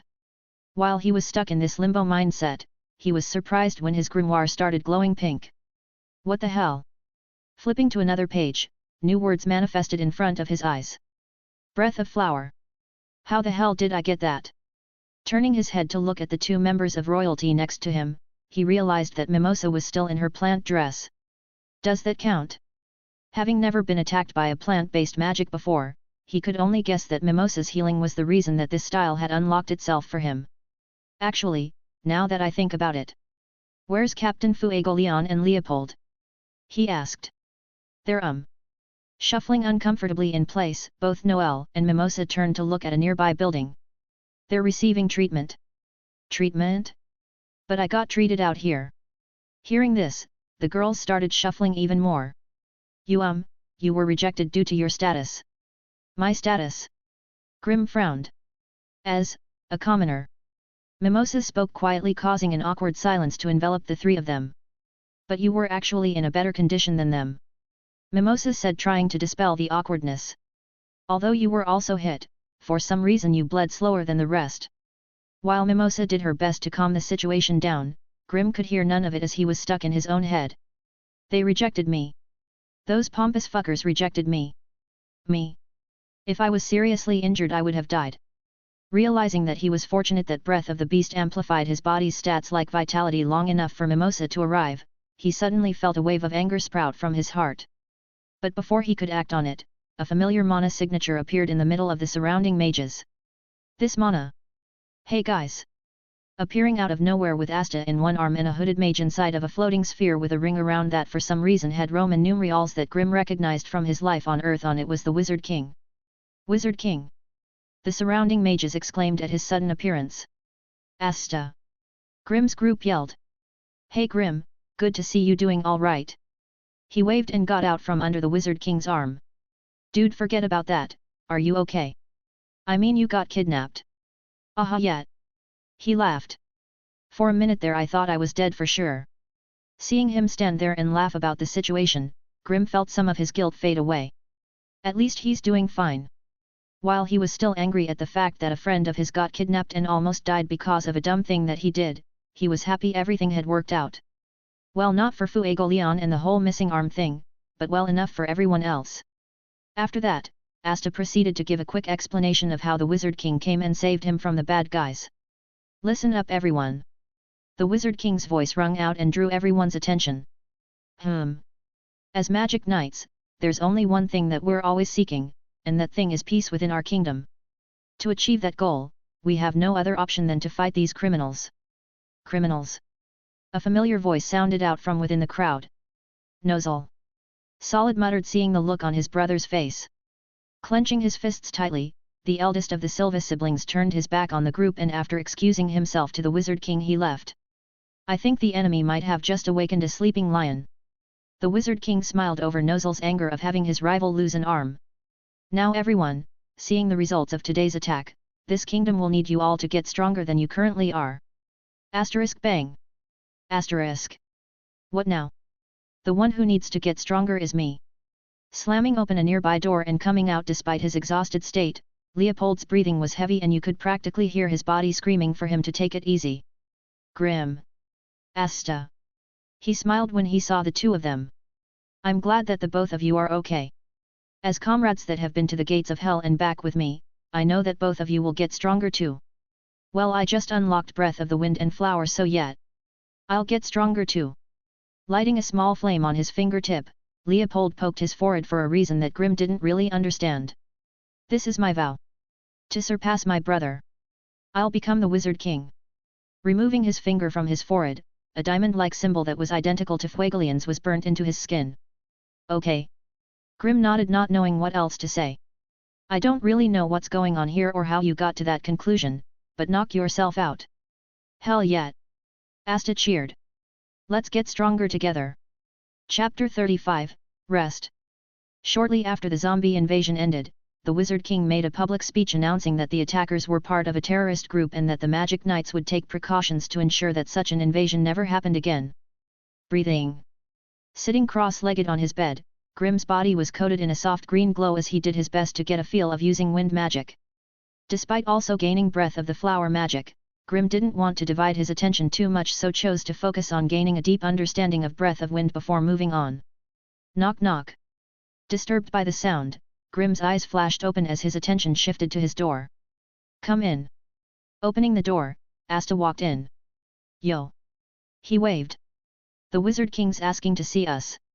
Frowning slightly, Grim nodded and stood up. Let's no keep him waiting. Meeting up with Noelle and Charmy, Grim and Asta headed to the Magic Knight headquarters. Why are you here, Charmy? Munch munch. Swallowing the food in her mouth, Charmy wiped away the crumbs on her face. Dunno. She shrugged before handing him a bun. Thanks. Can I have one too? Asta asked after seeing Grim snack on it. Me too. Noelle jumped in. Sure, sure, food for everyone. Charmy laughed as she handed out 2 more buns. Munch munch munch munch. Walking down the street and eating their buns in a synchronized fashion, the quartet caught the attention of Yuno and his group who were on the other side from them. Hey look! It's Grim and the others. Mimosa said after spotting them. Yuno and Klaus looked over and saw them. Hey Grim! Mimosa yelled, catching their attention. Hey! Hearing her voice, Grim looked around confused before seeing them. It's you guys. How are your wounds? Mimosa asked. They're healed. Didn't she already know that after healing me? That's good. She smiled sweetly. Hey Yuno! Asta suddenly shouted. I heard you defeated one of assailants all by yourself. Yuno did that. Remembering the large spike of magic power he felt back then, Grim finally equated that moment to Yuno's figure. He's gotten that much stronger since the dungeon incident. Recalling Yuno's figure in the dungeon, it was hard to believe that he was the cause of such a powerful magic spike in such a short amount of time. But if what Asta was saying was true, then that meant that Yuno was improving at a rate that was close to him. Not wanting anyone to surpass him in power, Grim silently vowed to train harder when he got back. Hey! Don't ignore me! Asta yelled after seeing Yuno not respond. Sighing lightly, Yuno opened up his grimoire. Wind creation magic, swift white hawk. Manifesting a hawk-like bird composed of wind streams, Yuno silently ordered it to attack. What? Asterisk swoosh. Asterisk. Feeling his eyes widen, Grim was silently shocked by the amount of power he could feel from the hawk. Compared to Yuno's attack power against Mars's crystal clones, the current him was on a whole other level. Pulling out his great sword, Asta didn't waste any time as he stabbed the wind hawk through the forehead and dispelled the magic. What the hell, Yuno? Don't just go around attacking people. Looking down at his hands, a couple of questions flashed through Yuno's mind. I might have put in a bit too much power. Standing besides, even Klaus couldn't believe the rise in Yuno's attack power. What the hell happened to him in this short amount of time? After finishing their business at the Magic Knight headquarters, the quartet returned back to the base and were surprised to see Luck and Magna waiting for them. Yo! Magna waved and tried to act cool. Grim! Luck cheered and jumped over to his side. Hey, hey! Everyone's acting weird. What happened while we were away? Not much, I fought a couple of nobles, almost got killed by a captain, the town got attacked by an army of zombies, a terrorist organization wants to destroy the Clover Kingdom, Captain Fuegoleon lost his right arm, Asta got kidnapped, the Wizard King is actually really powerful, Noel's siblings are probably gonna try and kill me in the dark and me, Asta and Noel were promoted to lower class rank 3 Magic Knights. Oh, and dinner will be ready a bit earlier today. A/N, that one day when you miss school. What? Magna's jaw hit the floor. Whoa, seriously? Luck exclaimed. Yet. Grim nodded. It was actually pretty boring, the zombie couldn't use magic and the boss could only use one spell. What about the nobles? That must have been fun, right? Not really, besides having a lot of mana they weren't anything special. Oh. That sounds boring. Sigh, it was. Seeing the somber atmosphere around them, Noel and the rest didn't know how to react. Wanna go fight? Luck suddenly asked. Sure. Breath of Mist, second form, 8-layered mist. Slashing his sword 8 times in quick succession, 8 arcs of mist crossed the distance to cut Luck. Activating his Thunder God's boots and Thunder God's gloves, Luck zigzagged past the mist attacks and flashed forward, appearing at Grim's side within seconds. Fast as ever. Unable to hide his smile, Luck clenched his lightning-covered hand into a fist as he swung it forward with no regards for the amount of power in his attack. Feeling the hairs on the back of his neck stand up, Grim dropped to the floor, dodging the attack. Switching the Breath of Thunder, he took advantage of the fact that Luck was so close to him to activate Thunder Swarm. Seeing through his intentions, Luck jumped high into the air, evading the spinning wave of lightning that would have probably ended the fight.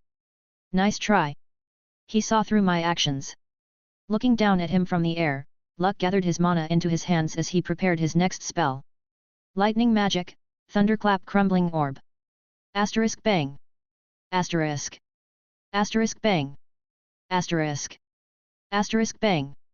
Asterisk. Asterisk bang. Asterisk. Seeing the multiple orbs of lightning descending upon him, the smile that Grim had been hiding this entire time couldn't be held back any longer as a green glow appeared on his body. Breath of Wind. Frowning at the new color on Grim's body, Luck fired off even more lightning orbs.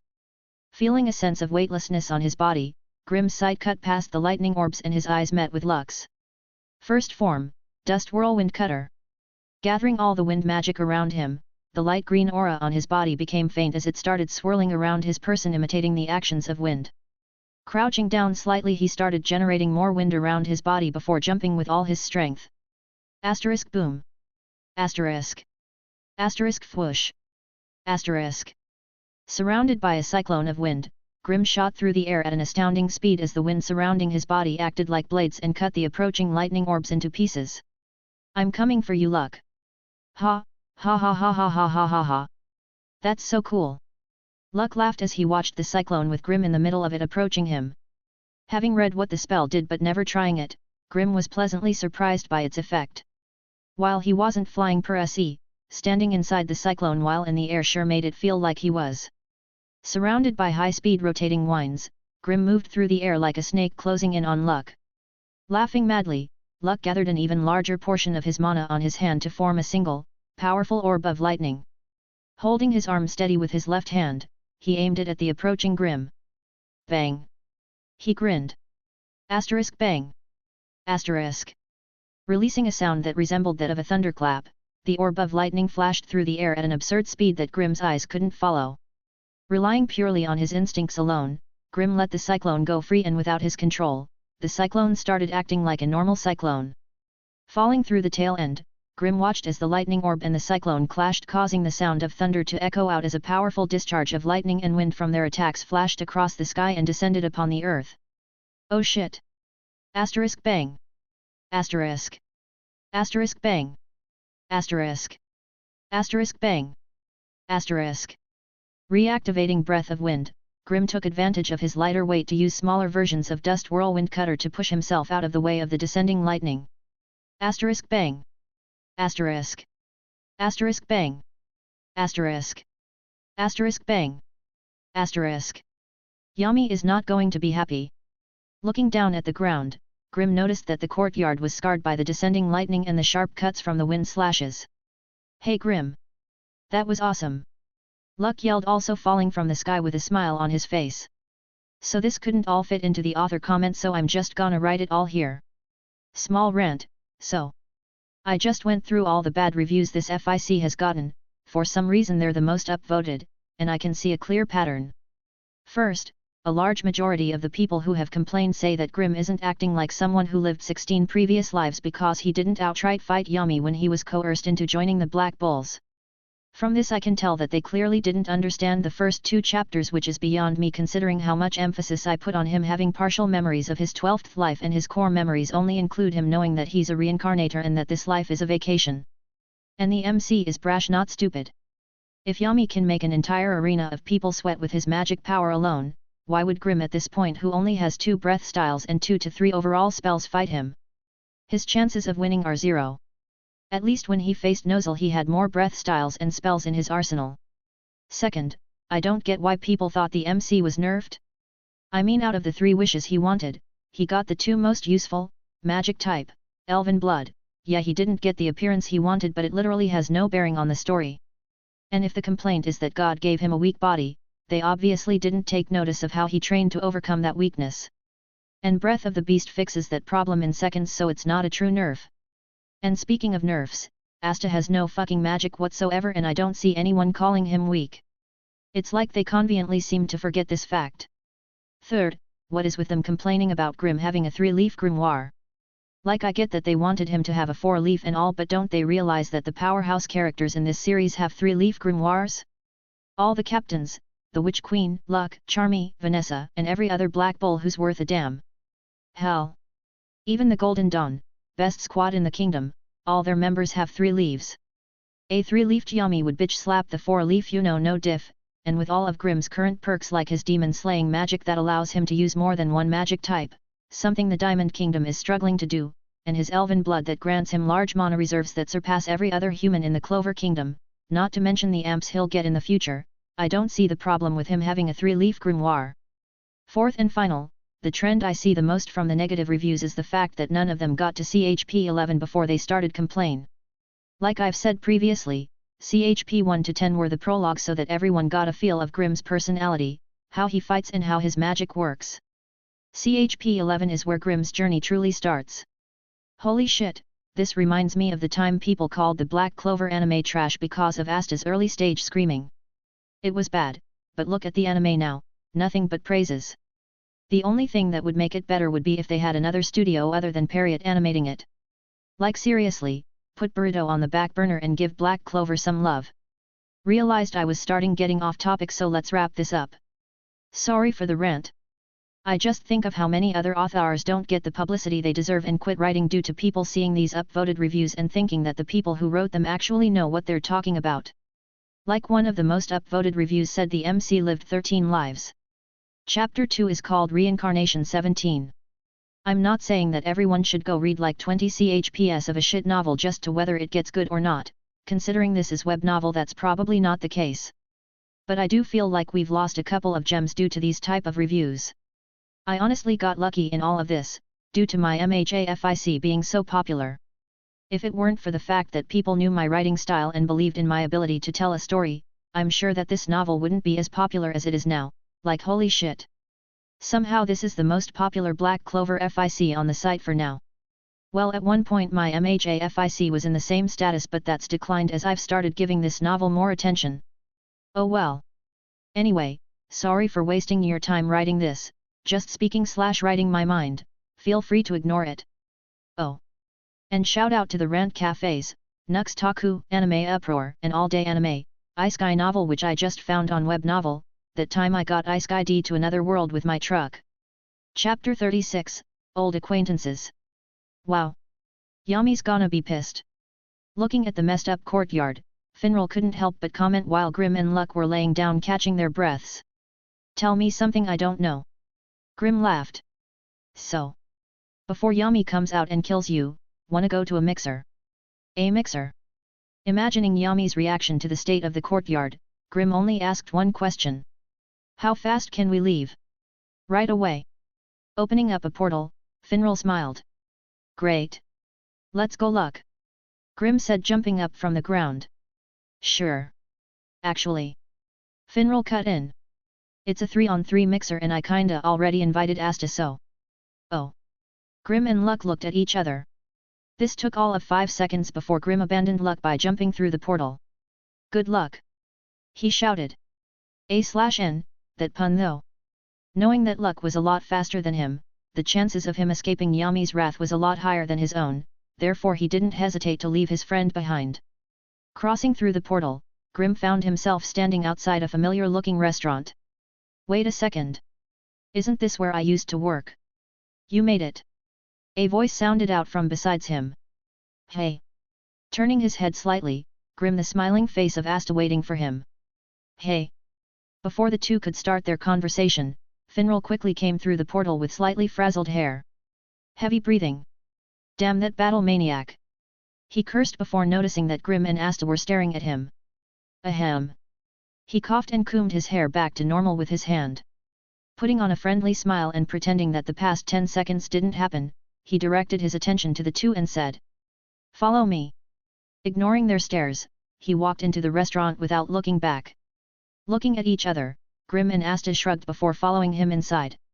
Following his lead, the two were led to table where 3 lovely ladies were waiting for them. So these are our dates. Knowing that showing up late wouldn't leave the best first impression, Finral went into gentleman mode as the aura around him changed. Sorry for the wait, ladies, we had to deal with a small issue. He smiled. Hey? Oh, it's Oka Grim. One of the ladies suddenly exclaimed, ignoring Finral's gentleman act. Hearing his name being called, Grim took a closer look at the ladies and realized that he had met them all before. Rebecca. So. You guys all know each other, hey? Aiming his smile at Grim, Finral asked this question with a strangely dark aura around him that made Grim feel slightly uncomfortable. Know each other? I'd say we more than know each other, right, Grim? The blonde lady said with a more than enthusiastic tone. Yet. Grim nodded, considering that he didn't know a lot of people. He wondered how he managed to get into a mixer with 3 women that he had known for years. Is that so? Finral smiled while his dark aura intensified. Yet. The girl with black hair nodded. Whenever we came to visit Rebecca at work, we always ran into Grim here. He was very polite. Was he now? Finral said, giving Grim a weird look. Whoa. You guys must be super close then. Asta gasped, not reading the room. Not as close as I'd like. The blonde one mumbled under her breath. Picking up on this, Finral's dark aura increased to a terrifying level. Why is it that I'm the only one that can feel it? Brushing off Finral's glare, Grim turned his attention to the only girl who had kept silent throughout the conversation. Remembering the letter he had left her telling her that she was a massive bitch, he didn't know what to say except it's good to see you again. Is it? Rebecca finally spoke. Not really. Sure. That's strange. Because if I remember correctly, the last thing I got from you was a letter detailing the ways in which I had, and I quote, a bitch face, reeked of something you called thottery and was a future champion at tonsil hockey. Silence. Tonsil hockey. Damn, I must have been in a really good mood if I based one of my insults on a game these guys don't even know of. Feeling everyone's eyes fall on him, Grim coughed lightly before continuing the conversation. So how much of that did you actually understand? Only the part about you calling me a bitch. And the rest? Gibberish. So I wrote that letter all for nothing. Sigh, in my defense, I called a bunch of nobles inbreds the other day, so you don't have to worry about being the only person I insult. Hearing this, Rebecca frowned. You insult people other than me? She asked, ignoring the part about him insulting nobility. Yet. Quite frequently. A/N, lol, the realization that you're not special. Seeing that Rebecca had fallen silent, Finral took the opportunity to take control of the conversation. Ahem, I know that you guys already know each other, but I think it's time to introduce ourselves. Oh. The blonde-haired girl said in surprise before looking at Finral. I completely forgot about you. Asterisk oof. Asterisk. That's okay. Finral said with a strained smile. I guess I'll go first then. The black-haired one began. I'm Erica and I work at the tailor shop across from here. I'm very good with measurements, so if you're ever looking for a personal tailor then I'm your gal. Next up was the blonde-haired girl sitting next to her. I'm Ellen, I work at the salon down the street. And while I'm used to working on women's hair, if the right guy came along I wouldn't mind cutting his hair. She winked at Grim. Seeing her actions, Finral turned to look at Grim and spoke in a hushed voice. Did she ever cut your hair? Yet. He nodded. I didn't want to pay and she never charged. Moving on to the next person, Rebecca cleared her throat and gave Grim a hard look before introducing herself. I'm Rebecca, I work in this restaurant and used to be Grim's co-worker. Wow! Finral exclaimed. Lovely jobs to fit such lovely lady. So Grim. Erica interrupted and switched her attention to Grim. How's the magic night business going? It's pretty fun, I get to fight a bunch of strong dudes and managed to break a ton of bones in the process. I even got to cut a guy's head off the other day. It's the perfect job. That sounds nice. Erica said with a cramped smile. So my name is Finral and... It must be scary, right? Ellen said, ignoring Finral in the midst of his introduction. Fighting all those scary guys not knowing whether you'll live or die. Nah, that kind of stuff gets my blood pumping, and besides, I only came close to dying once. What? When? Rebecca looked at Grim with concern. When the capital got attacked by the Eye of the Midnight Sun.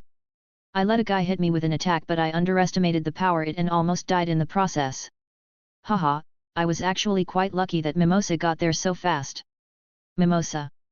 For some reason, the minute Mimosa's name escaped his lips the expression on all three girls' faces changed. Why, you have a friend named Mimosa? What an unusual name for a boy. Ellen asked with a strange smile. Mimosa's a girl, so it's not really strange. Grim responded before taking a sip from his drink. A girl, hey? Is she pretty? Rebecca asked, taking control of the conversation. I guess. I mean, she has really big boobs and I sometimes feel like they're daring me to squeeze them. Pretty funny, right? Hilarious. Rebecca smiled and quietly clenched her cup so hard that cracks were starting to appear. Guys, I'm Finra. How come you're not working today?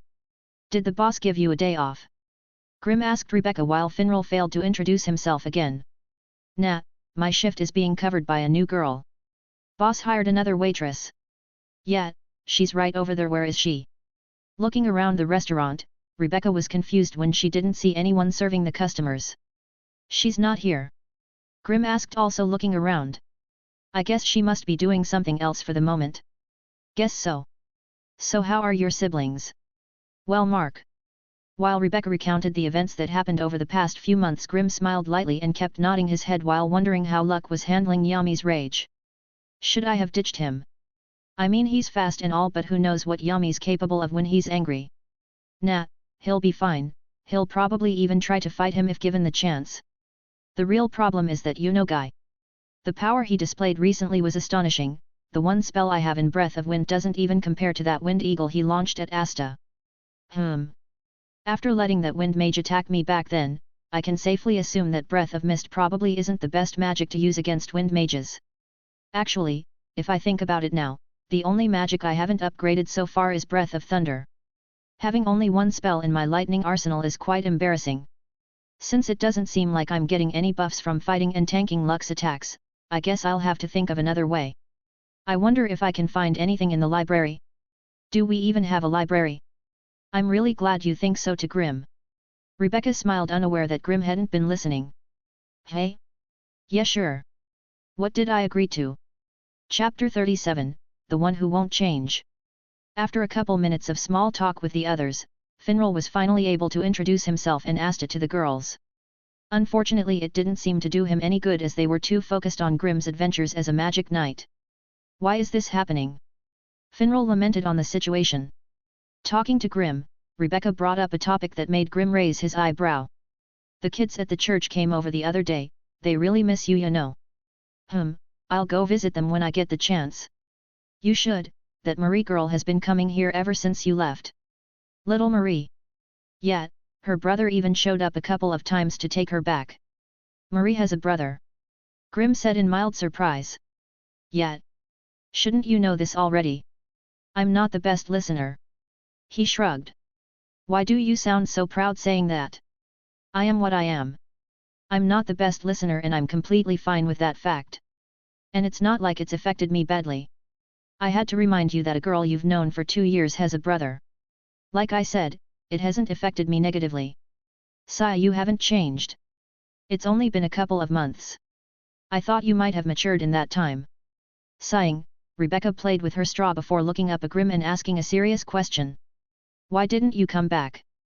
I know that you achieved your dream and became a magic knight, but that shouldn't have stopped you from visiting us.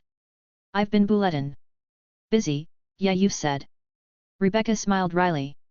I know that we don't really get along and that you're probably happy that you don't have to see me every day, but it'd be nice if you dropped in every once in a while. The boss really misses you, I'm sure he'd be happy to see you again. Before Grimm could respond, a drunk idiot with messy hair came stumbling over reeking of alcohol. Hey there, Sir Knight. Ha ha ha ha. Finally gracing us with your noble presence, are ye? What? Grimm looked at the man with some confusion. You damn nobles think you're all that just because you're magic knights. Well, listen here, just because you were born with a lot of mana it doesn't make you better than me. Actually it does, and I'm also not a noble. Of course you are. Only nobles can become magic knights. The man laughed before downing the mug of ale he had in his hand. You do know that the captain of the Green Mantis is a commoner, right? Ha ha ha ha ha ha ha, hey you. He suddenly stopped laughing when he saw Rebecca. Aren't you the girl who always brings that kid with her to work? Ha ha ha ha, even when you're covered in sweat you're still working hard. If you're that desperate for some coin, I can give you a bit if you suck on my C. Asterisk bang. Asterisk. Activating Breath of the Beast, Grimm placed his hand on the drunken man's chest and with a less than gentle push, he sent him flying into a couple of empty tables in the corner. Asterisk crash. Asterisk. With the loud crash, the entire restaurant fell into silence as Grimm slid his drink away from himself. Shocked by his actions, a wide-eyed Rebecca gave him a questionable look. What? Some of his spit flew into my cup when he was talking. Ignoring the stares, Grimm got up and went over to the counter and ordered another drink. Almost forgot. Walking over to knocked out drunk, he searched through his body until he found a money pouch. Bingo! But just as he was about to take it, Asta and Finral appeared behind him. What are you doing? Finral asked with a frown. Taking my spoils. Grimm answered without looking back. You can't do that. Asta yelled, that's stealing. So. In the church, they taught us that God doesn't like thieves. Yeah, well, God's a dick. Grimm refuted. Blasphemy. Some random person shouted from the background. Grimm. I think we should go. Walking over with her friends, Rebecca tried to advise him. Sure, let me just grab the money and then we can go. Grimm. If you do that you'll be a criminal. Feeling like things were about to get out of hand, Finral thought it best to inform Grimm of the consequences of his actions. And? You'll be put in jail. And? I'll just escape if needs be. They'll seal away your magic. Oh. Realizing the gravity of the situation and the potential outcome, Grimm dropped the money pouch and stood back up and turned to face them. Let's go. What about the mixer? Ellen and Erica walked over and asked. He shrugged. I'm over it. Oh. The girls frowned. Yeah, so I'll see you all later. Collecting his drink from the counter, Grimm downed it and quickly left the restaurant behind. Grimm, wait! Rebecca yelled and ran out after him. He turned around. I thought I made it clear that I was done with this mixer. You did, but... Growing annoyed with Grimm's attitude, Rebecca couldn't hold herself back and finally spoke her mind. But do you have to be such a dick about it? What? First you brush us off when we try to talk to you, then you ruin the mixer by attacking that drunk, and then you leave us behind without even saying goodbye. How fucking selfish are you? Granted that you and me might have had our differences in the past, but I thought that you were better than this. Better than this? Grimm frowned. Oh Rebecca, I am much, much worse. And I'm pretty sure I inadvertently saved you from being grabbed and groped by a stranger. You know, now that I think about it, you didn't even thank me. Wow Rebecca, rude. What the fuck are you talking about? Dunno, if I'm being honest with you, I've been kinda zoning in and out of our conversations for a while now. You're not even listening. I'm listening. Sort of, I mean I can hear the words coming out of your mouth, but for some reason my brain doesn't seem to register them. It's like whenever you have that resting bitch look on your face, my brain just checks out. Did you really just insult me and try to justify your reason for ignoring me in the same sentence? To answer this, Grimm shrugged. Sighing loudly, Rebecca suddenly found herself chuckling at Grimm's response as she realized that this was just how he was. You really haven't changed, have you? She smiled. Nope, this personality is pretty much locked in at this point. What? I said you're a bitch. Ha, never change Grimm, never change. Chapter 38, Limit Breakers. Are you sure about this?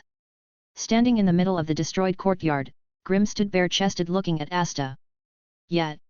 He nodded before focusing on using Breath of the Beast. Come on Grimm, you can do this. Breathing out lightly, the glow on his body seemed solidify slightly as he struggled to raise his arms. Attached to each limb was a metal vambrace that weighed several pounds.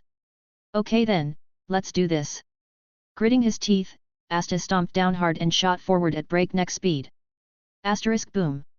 Asterisk. Asterisk whoosh. Asterisk.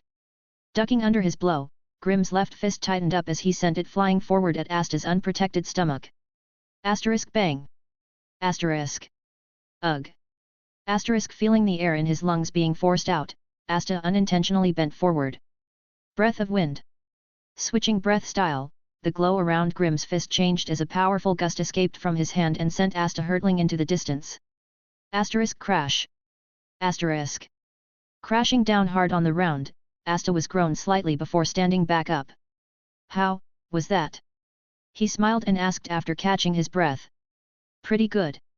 Grimm answered after looking down at his fist. Okay Luck, you can join in now. Hell yeah. Luck's voice resounded from the distance as he flashed into view. Let's do this. Stick to ranged attacks please. Asta focus on close quarters. Sure. Once the two of them knew their roles, the attacks started once more. Asterisk bang. Asterisk. Asterisk bang. Asterisk. Asterisk bang. Asterisk. Using the enhanced senses from Breath of the Beast, Grimm zigzagged through Luck's attacks while watching out for Asta. Pulling out his smaller anti-magic sword, Asta charged towards Grimm while absorbing and storing some of Luck's lightning attacks in his sword. Hyah. Asterisk clang. Asterisk. Pulling out his beast swords, the three swords clashed into the other as the wielders put all their physical power into pushing the other back. Crackle. Hey. Gotcha. Releasing the trapped lightning inside his sword, Asta unleashed a powerful bolt of lightning magic that exploded between them. Shit. Asterisk. Asterisk boom. Asterisk. Sent flying backwards from the shock wave created from the lightning release, a yellow aura-coated Grimm couldn't help but be amazed at Asta's ability to catch him off guard. He absorbed Luck's lightning and waited until I was in a position in which I wouldn't be able to dodge his attack. Ha, looks like your combat senses are growing Asta. Feeling the smile on his face starting to widen, Grimm dug his heels into the ground forcibly halting his momentum and bringing him to a stop. And thanks to him switching to Breath of Thunder, the damage that he received from the lightning was lessened and allowed him to keep on fighting. Eyes up. Appearing above him, Luck's maniacal smile was quite frightening as he rained down a storm of lightning bolts. Asterisk bang. Asterisk. Asterisk bang. Asterisk. Asterisk bang. Asterisk. Switching to Breath of Mist, Grim countered the falling lightning by using 8-layered mist and released an outrageous amount of arc-shaped mist attacks that collided with the descending lightning. Asterisk bang! Asterisk. Placing more and more mana into their attacks, the shock waves coming from the collision caused the air to tremble as both parties refused to give in. Fortunately for them, they didn't have to. Appearing by Grim's side, Asta wasn't out of the fight yet as he unhesitatingly swung the sword horizontally at Grim's ribs. Feeling his danger senses suddenly fly off the charts, Grim eyes widened as he subconsciously forced his body to fall back as he transitioned into back-flipping over the blade before switching to Breath of the Wind. First form Dust Whirlwind Cutter. Covering himself in a whirlwind of air, Grim shot backwards creating distance between the two and watched as Luck's lightning fell onto Asta. After fighting for half an hour straight, the three black bulls felt their sweat roll down the side of their faces as their heavy breathing was audible to the now spectating audience. Breathing heavily, the glint in Grim's eyes seemed to intensify as he started trembling. This is fun. This is really fun. Pushed to his absolute limits, Grim started laughing loudly as the aura around him started to climb to levels that it had never reached before. Feeling his ascending aura, even a battle maniac like Luck lost his smile for a second before the lightning on his body went out of control and bolts started flying off into random directions.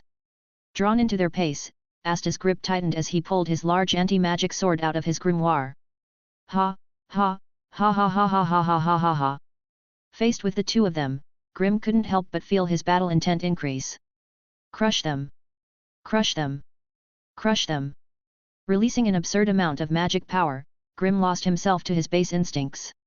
Luck on the other hand had another thought racing through his head as he stared at Grim. Fight. Fight. Fight. While unable to feel or use magic, Asta could tell from the pressure coming off the two of them that things were about to ramp up. Gripping his swords hard, a single thought ran through his mind as he felt his heart start to beat faster. Become Wizard King. Become Wizard King. Become Wizard King. Losing sight of everything around them, the one thing that connected the three boys was their growing urge to battle. Sitting on the sofa that they had brought outside, Yami sat next to a nervous-looking Noel who was watching the fight with furrowed brows. Taking a puff from his cigarette, he looked at all three members of his squad and smiled. These guys. They're about to surpass their limits. Asterisk boom. Asterisk. Shooting off from his position, the ground below Grim cracked and shattered as he turned into a violent whirlwind and charged towards both boys. Fight. Forgetting about his own teammate, Luck gathered a large amount of mana into his right hand and charged it into a massive ball of energy before firing it off at the approaching Grim. Asterisk bang. Asterisk. Seeing the massive ball of lightning closing in on him, Grim sped up even further as he was moments away from crashing into it. But at the last minute, he jumped into the air avoiding the attack completely before switching to Breath of Flames. Feeling the sword in his hand change, Grim tightened his grip on the newly materialized sword as he raised it above his head. Ninth form Rengoku. Slashing down without any hesitation, Luck watched transfixed as a descending beam of light filled his eyes. Flashing in front of him, Asta pointed his smaller anti-magic sword at the beam of flames and let his sword do its thing. Watching Asta's sword absorb the attack, Luck's mind started moving again as he raced to the grounded Grim. Asterisk swoosh. Asterisk. Barely managing to dodge Luck's fist, Grim subconsciously switched to Breath of the Beast and started swapping hands. Asterisk bang. Asterisk. Asterisk bang. Asterisk. Asterisk bang. Asterisk. Cracking his lightning-covered knuckles against Grim's face, Luck unleashed a deadly flurry of lightning-infused attacks. Asterisk bang. Asterisk. Asterisk bang.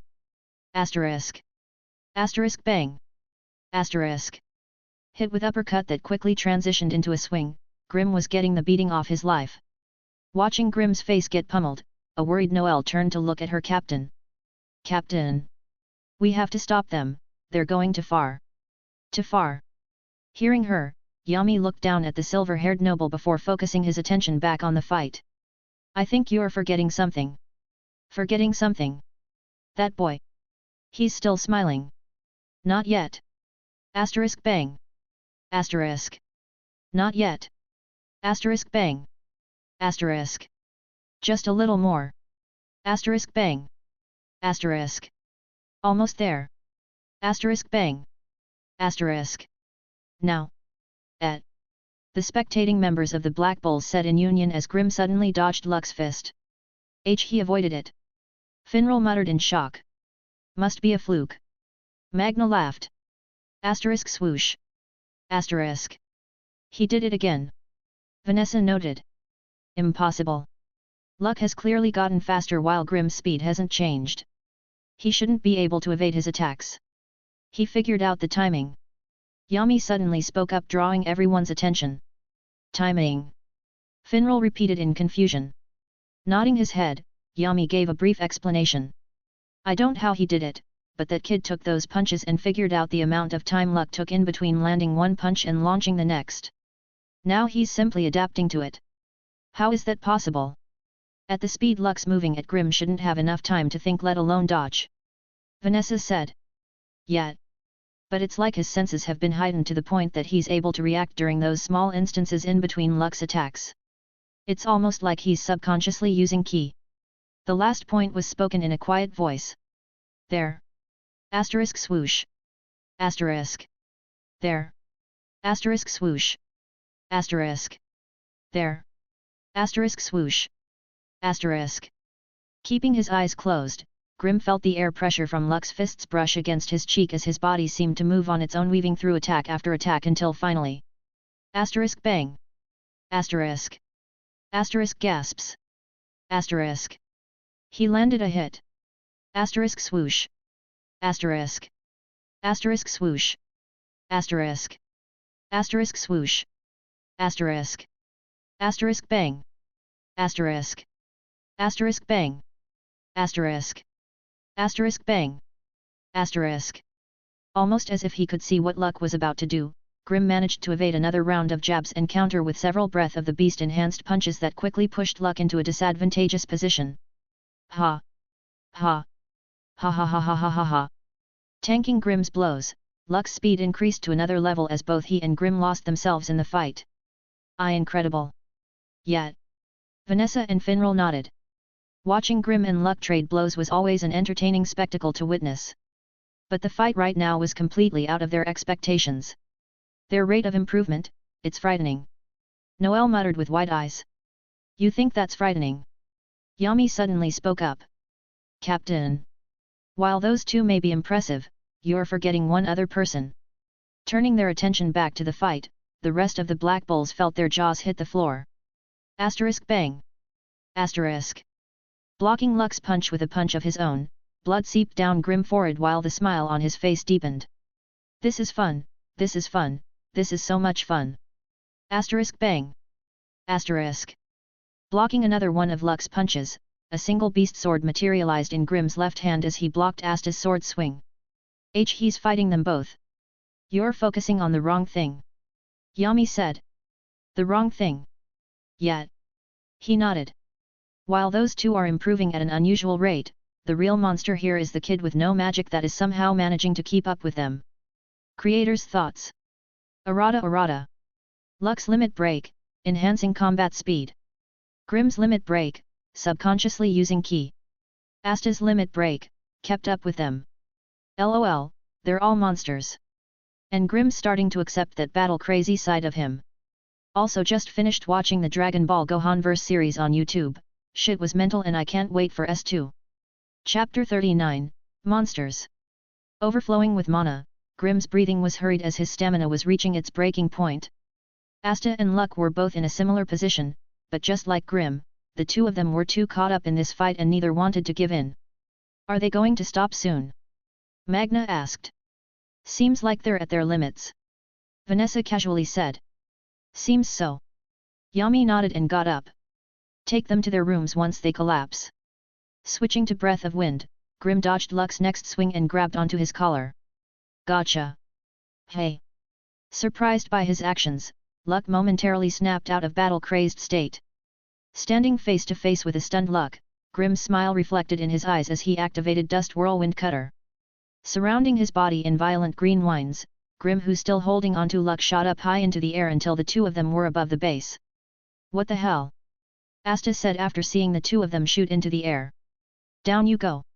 Once they were high enough, Grimm switched back to Breath of the Beast and used his enhanced strength to throw Luck towards the base with enough force that the sound of the wind whistling was heard by everyone on the ground. Asterisk crash. Asterisk. Crashing through the roof of one of the buildings, Luck finally stopped falling once his body made contact with the floor. So this is my limit. Exhausting all of his remaining stamina in that last toss, Grim felt his eyelids grow heavy as he fell through the air and towards the earth. Grim! Noel screamed. Finral! Yami looked over at him. Nodding his head, Finral opened up a portal beneath Grim and everyone watched as Grim's body vanished out of sight. Done. Good. Yami nodded before leaving. Wait, where is he? Vanessa said, confused at the fact that Finral hadn't opened up a portal next to them to bring Grim here. I opened up a portal to his room. You can do that? Noel said in surprise. Pretty cool, huh? Finral said with a smug expression. No, it's actually really disgusting. Going into someone's room whenever you want, even if they lock the door. You're really disgusting. Ha ha ha ha ha ha ha ha ha ha ha. Vanessa and Magna burst into laughter. Oh god. She's got you pegged as a pervert. Ah ha ha ha ha ha ha ha ha ha ha. Watching his squad mates enjoying themselves, Asta's adrenaline finally started to calm down as he felt his body become heavy. Thud. Dropping to the ground face first, sounds of his snores reached his teammates' ears as they all turned to look at him. Can you get him to his room? Everyone looked at Finral. Yawn, what time is it? Waking up in his room, Grim felt a feeling of serenity wash over him as his body felt oddly refreshed. The fight against both Asta and Luck had really taken a lot out of him. Even with his versatile spells, he still wasn't able to completely dominate the fight. In fact, he had even lost himself in the process and enjoyed it. The feeling was quite new to him. He enjoyed crushing his enemies and driving them into a state of helplessness, but to actually enjoy the fight itself was definitely something he hadn't experienced before. That being said, his decision to fight against both of them seemed to have been the right one. Fighting against Luck always forced himself to evolve during battle, but who knew that Asta was also capable of pushing him this far? That being said, it seemed like Asta and Luck also managed to improve aspects of their combat abilities as well. Even their growth is starting to become astounding. At this rate, Yuno won't be the only one who can pressure me. I've got to get stronger even faster. Coming down from his battle high, Grim's personality returned to what it was before and allowed him to calmly analyze the situation. Climbing out of the bed, he stretched his limbs and turned his attention to the outside of the window. What a nice day. Hey Grim, wanna play some cards? Seeing Grim sitting down on the living space couch by himself, Vanessa wandered over with a pack of cards in her hand. Just us? He asked. Yeah. She nodded. Everyone else seems to be busy doing something. Oh. Guess that means it's just us. Seems so. She smiled and started dealing the cards. So you don't have any memories prior to 5 years ago? Pretty much. Whoa, like aren't you curious about who you used to be? Or who your parents were or why you ended up in that forest? Not really. He shook his head and picked up a card from the stack. After playing cards with Vanessa for the past hour and a half, the two got to talking and discovered quite a bit about the other. Remembering her own past and her own mother figure, Vanessa went silent for a minute before showing off a small smile. Family's overrated anyway. The Black Bulls are the only family you need. You think? Yeah, don't you think they feel like family? I wouldn't know, the whole amnesia thing, remember? Oh yeah, but what about those people that you used to work with? Aren't they family? Rebecca and the boss? Yeah. She nodded. You spent 2 years with them after all, surely you must feel something. Shrugging his shoulders, he thought back on his time with the boss and Rebecca. Did I ever view them as family? While Grim was thinking about this, Asta suddenly burst through the door. Grim! What are you doing? He yelled when he saw him. Grim raised his head and answered calmly. I'm playing cards. But what your promise to Rebecca? My what now?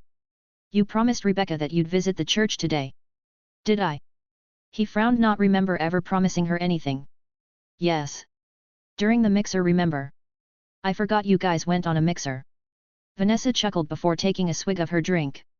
Since you all came back alone, I figured none of you got any actions, so you came back to lick your wounds.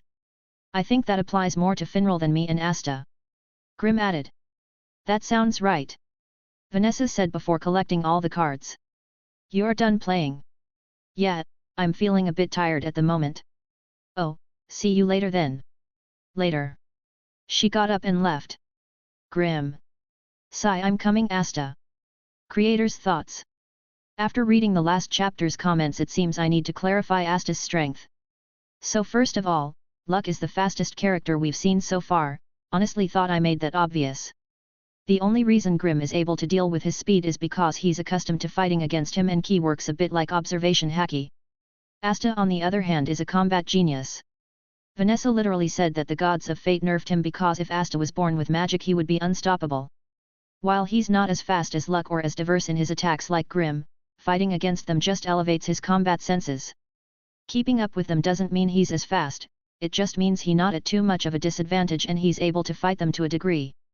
And for that one person who said Asta was only this strong after he got his black form, which is Forest, I have to remind you that Asta was reacting to and defending against light speed attacks right after he learned Ki, so, yet. This current version of Asta can't even do that. Every other version of Asta besides the previous one slap this one. Asta who just learned Ki equals slaps. Which is Forest Black Asta equals slaps. Black Divider Asta equals slaps. Time Skip Asta equals slaps. Berserk Asta equals slaps. Future Asta equals slaps. I'm sure you get the point. This probably comes off as a little aggressive, but it honestly annoys me when I get people commenting things that indicate that I don't understand the power scaling of the BC universe. Like I'm literally rereading the manga just so I don't make those kind of mistakes. Chapter 40, Protective. Getting his broom out of his room, Grim and Asta took to the air as they rode all the way to Sister Teresa's orphanage.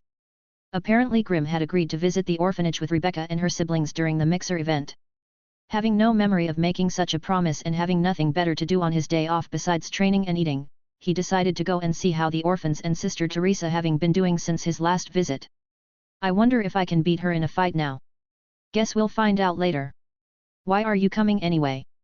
It's not like you really know them. Flying through the air at a relatively fast speed, Grim asked Asta a question that had been bugging him for a while now. Scratching the back of his head and laughing to himself, Asta put on a goofy smile. He, I get along well with kids. I'm sure a lot of priests said that when they had to justify their actions. Grim muttered quietly. What? I said I'm sure the kids will like you a lot. You think so? Yeah, you're quite likable. Oh shucks, you're embarrassing me, Grim. Asta laughed lightly while showing off a magnificent smile. He's here. He's back. Grim. Descending from the sky with Asta sitting behind him, Grim was greeted to the sounds of children cheering and welcoming his arrival. Whoa, you're really popular. Asta gasped when he saw the amount kids cheering Grim's name. Yet. Seeing the kids looking excited over his mere presence, Grim couldn't help but crack a smile as he realized just how much he missed these guys. It's good to be back. Hey Grim. Over here. Rebecca and her siblings yelled and called them over. Landing the broom, Asta and Grim jumped down and went to greet them. Yo. Grim waved at the kids. Grim. The kids yelled and swarmed him in hugs. Seeing this, Rebecca smiled before her, an expression of surprise appeared on her face. You're here too, Asta. Yet, I tagged along.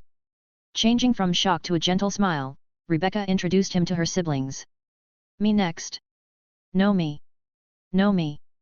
Okay, Marco, come here, you're next. Yet. Running over to Grim's side, he let himself get picked up. Picking him up in his arms, a green glow coated Grim's body as he activated a spell. Dust Whirlwind Cutter. Asterisk boom. Asterisk. Getting surrounded by a green whirlwind, Grim shot high into the air with Marco in his arms. Hoo! Marco screamed as the wind brushed past his face. Sigh, when I said you should spend time with everyone, I didn't mean putting them in danger like this. Watching this all take place from the sidelines, Rebecca couldn't help but sigh. Asta on the other hand was having the time of his life playing with a couple of other kids. Whilst Grim was busy showing the kids what it was like to be a human rocket, none of them knew of the impending arrival of one overprotective brother. Carrying 2 bags filled to the brim with toys and other commodities, Ghosh headed towards the church with a spring in step. Marie Marie hum hum Marie Marie. Humming a song that he had created in his head from his prison days, Ghosh's mood took an extreme turn when he arrived at the church and saw his sister being brought down from the sky in the arms of another man. Marie. Seconds later, that small brown-haired girl ran into the arms of another man and was swung around while laughing happily. Frozen in place, it took a moment for Ghosh to process what he was seeing. At first he felt shock, then confusion, now he was feeling anger.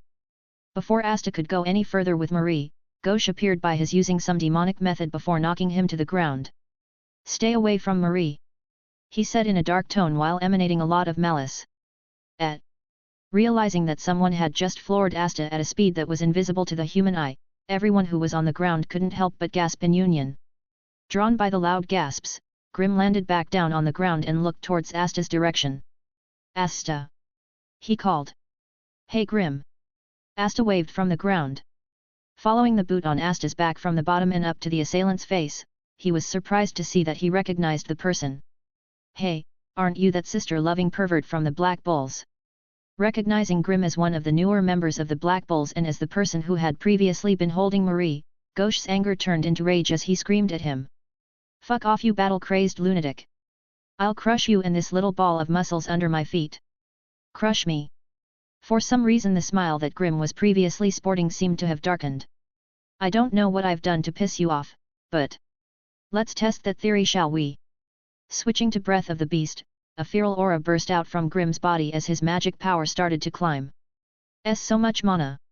Having never felt Grim's release of mana before, Rebecca was almost forced to her knees by the oppressive nature of his mana. Feeling his aura, a large bead of sweat rolled down Ghosh's face. "Stop!" a young voice suddenly yelled out. "Hey!"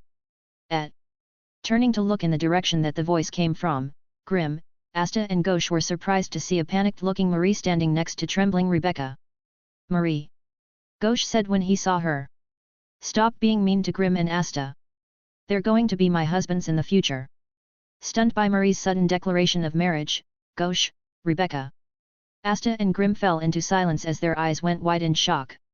Did this 10-year-old just say husbands, as in plural? Caught off guard by Marie's proclamation, Grim's mana release dispersed as he was still in a state of shock and confusion. It was only moments later that everyone snapped out of the stupor by Ghosh's eruption of bloodlust. "I'll kill you all." Creator's thoughts. Errata. Do you guys think Grim is a dick? Because no one really complained about his personality until 4 chapters ago when he interacted with Rebecca. I mean, he's interacted with all the characters from the story and people seem to like him. But apparently his short interaction with Rebecca, who he's known for 2 years and they have their own dynamic, is enough for his entire character to be labeled as dick despite his numerous conversations with everyone else. I thought I had written his character better and that him being slightly dickish to a single character after 30+ chapters wouldn't affect people's overall view on his personality since they had 30+ chapters to get to know him. Maybe it's my current writing style that's the problem. I'm gonna go on a short hiatus for a week and focus on my MHA novel in that time. Hopefully I'll do a better job of writing Grim's character after I return. Chapter 41, Backing It Up. Oh ho, now that's some malice. Feeling Ghosh's murderous aura, Grim couldn't help but smile as his fire sword manifested in his hand. Seeing the loving look Marie was giving Grim and Asta, Ghosh couldn't hold himself back as his mana started to fluctuate. "For tainting the mind of my beloved Marie, I sentence you to death." Mirror magic, reflect ray. Summoning out a large mirror tool, Ghosh's mana ran through his body and into his grimoire as he prepared to activate a spell. Grinning at the prospect at fighting a new opponent, Grim dug his feet into the ground as he lowered his stance as prepared to shoot forward. Breath of Flames, First Form, Unknowing Fire. Asterisk boom. Asterisk. Bursting forward at neck-breaking speed, Grim left a fiery trail of flames behind him as his figure shot forward and appeared in front of Ghosh with the tip of his sword pressed against his Adam apple. What? Unable to believe what had just occurred, Ghosh blinked several times until he was sure that the cold feeling pressing against his throat was a sword. He's in front of me. You thought you could kill me with this amount of skill? Grim spoke in a quiet time so that only Ghosh could hear him. I don't know if I should feel insulted or not. Feeling the sword dig deeper into his skin, worry finally descended upon Ghosh as he realized that he was seconds away from death. And to make matters even worse, this damned brat was smiling like with fucking joy. This bastard. You couldn't even react to my speed and yet you thought you could kill me? Are you retarded? But just before Grim could push the sword forward, a loud voice stopped him from proceeding any further and drew in everyone's attention. What is going on here? Hey! Turning their heads in the direction the voice was coming from, the grey-haired nun Teresa stood there and looked at him and Ghosh questionably. What the hell is wrong with you two? Teresa shouted as both boys stood before her. What?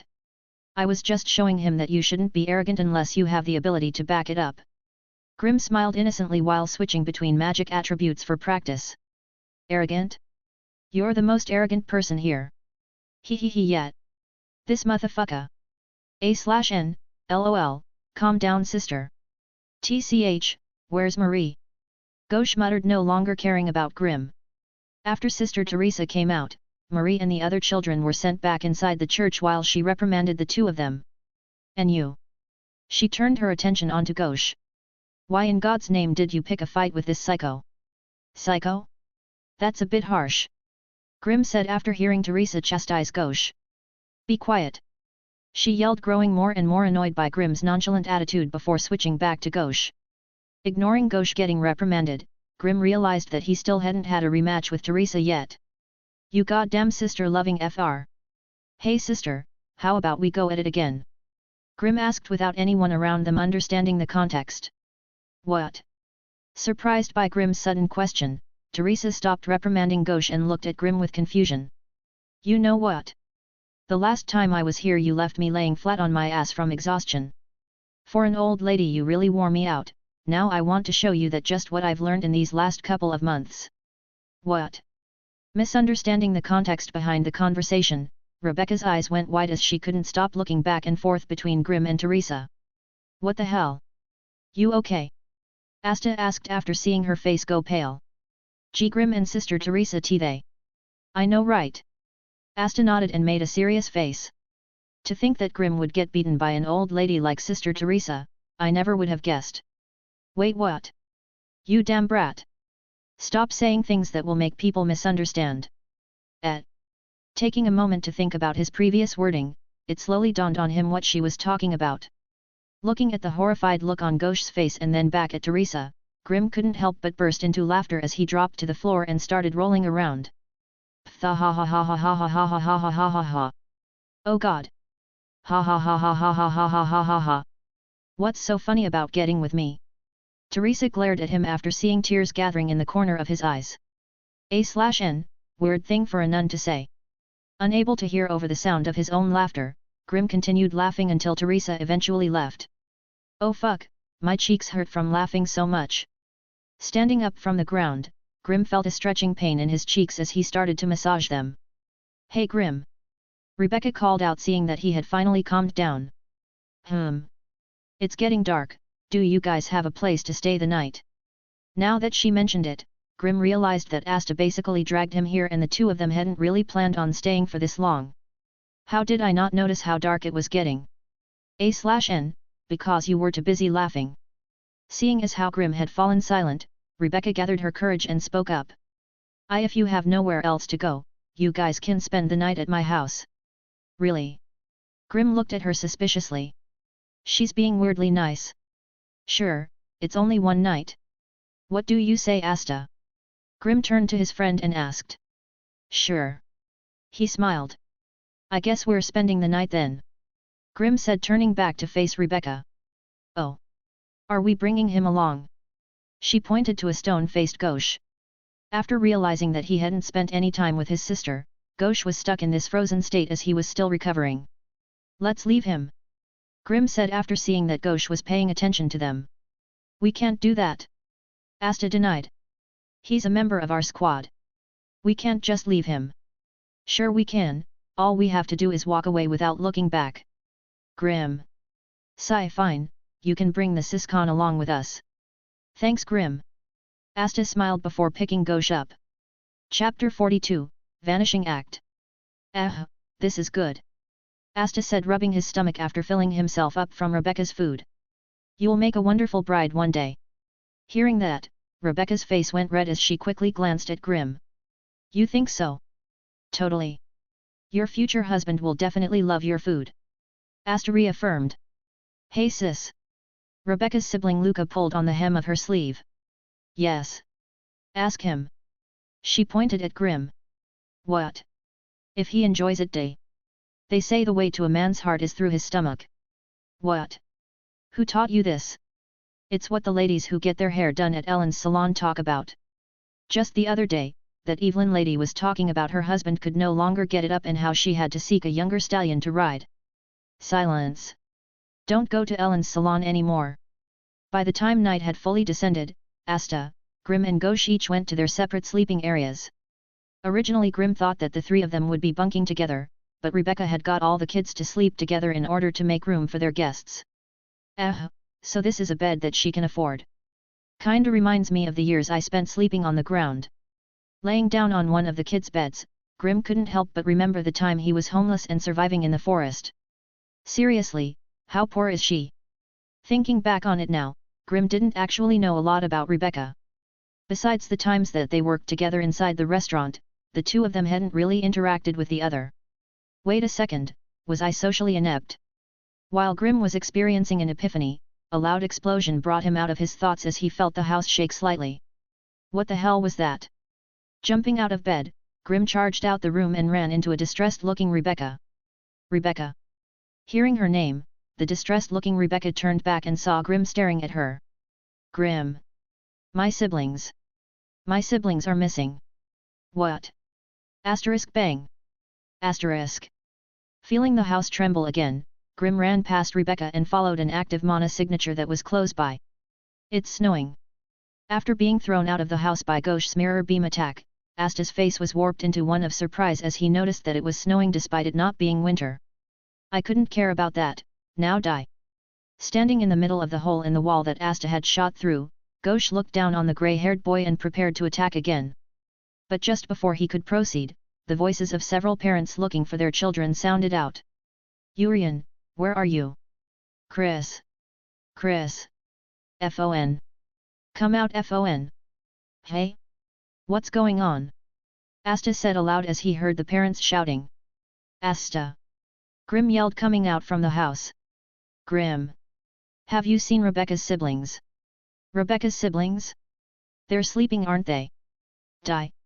Ghosh yelled before firing a mirror beam at Grim and Asta. Avoiding the beam, Grim realized that more and more people were coming out of their houses and yelling several names. What's going on? Did you find them?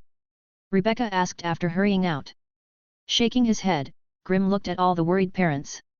It seems like there are a lot of kids disappearing. This snow. I feel mana in it. Hey.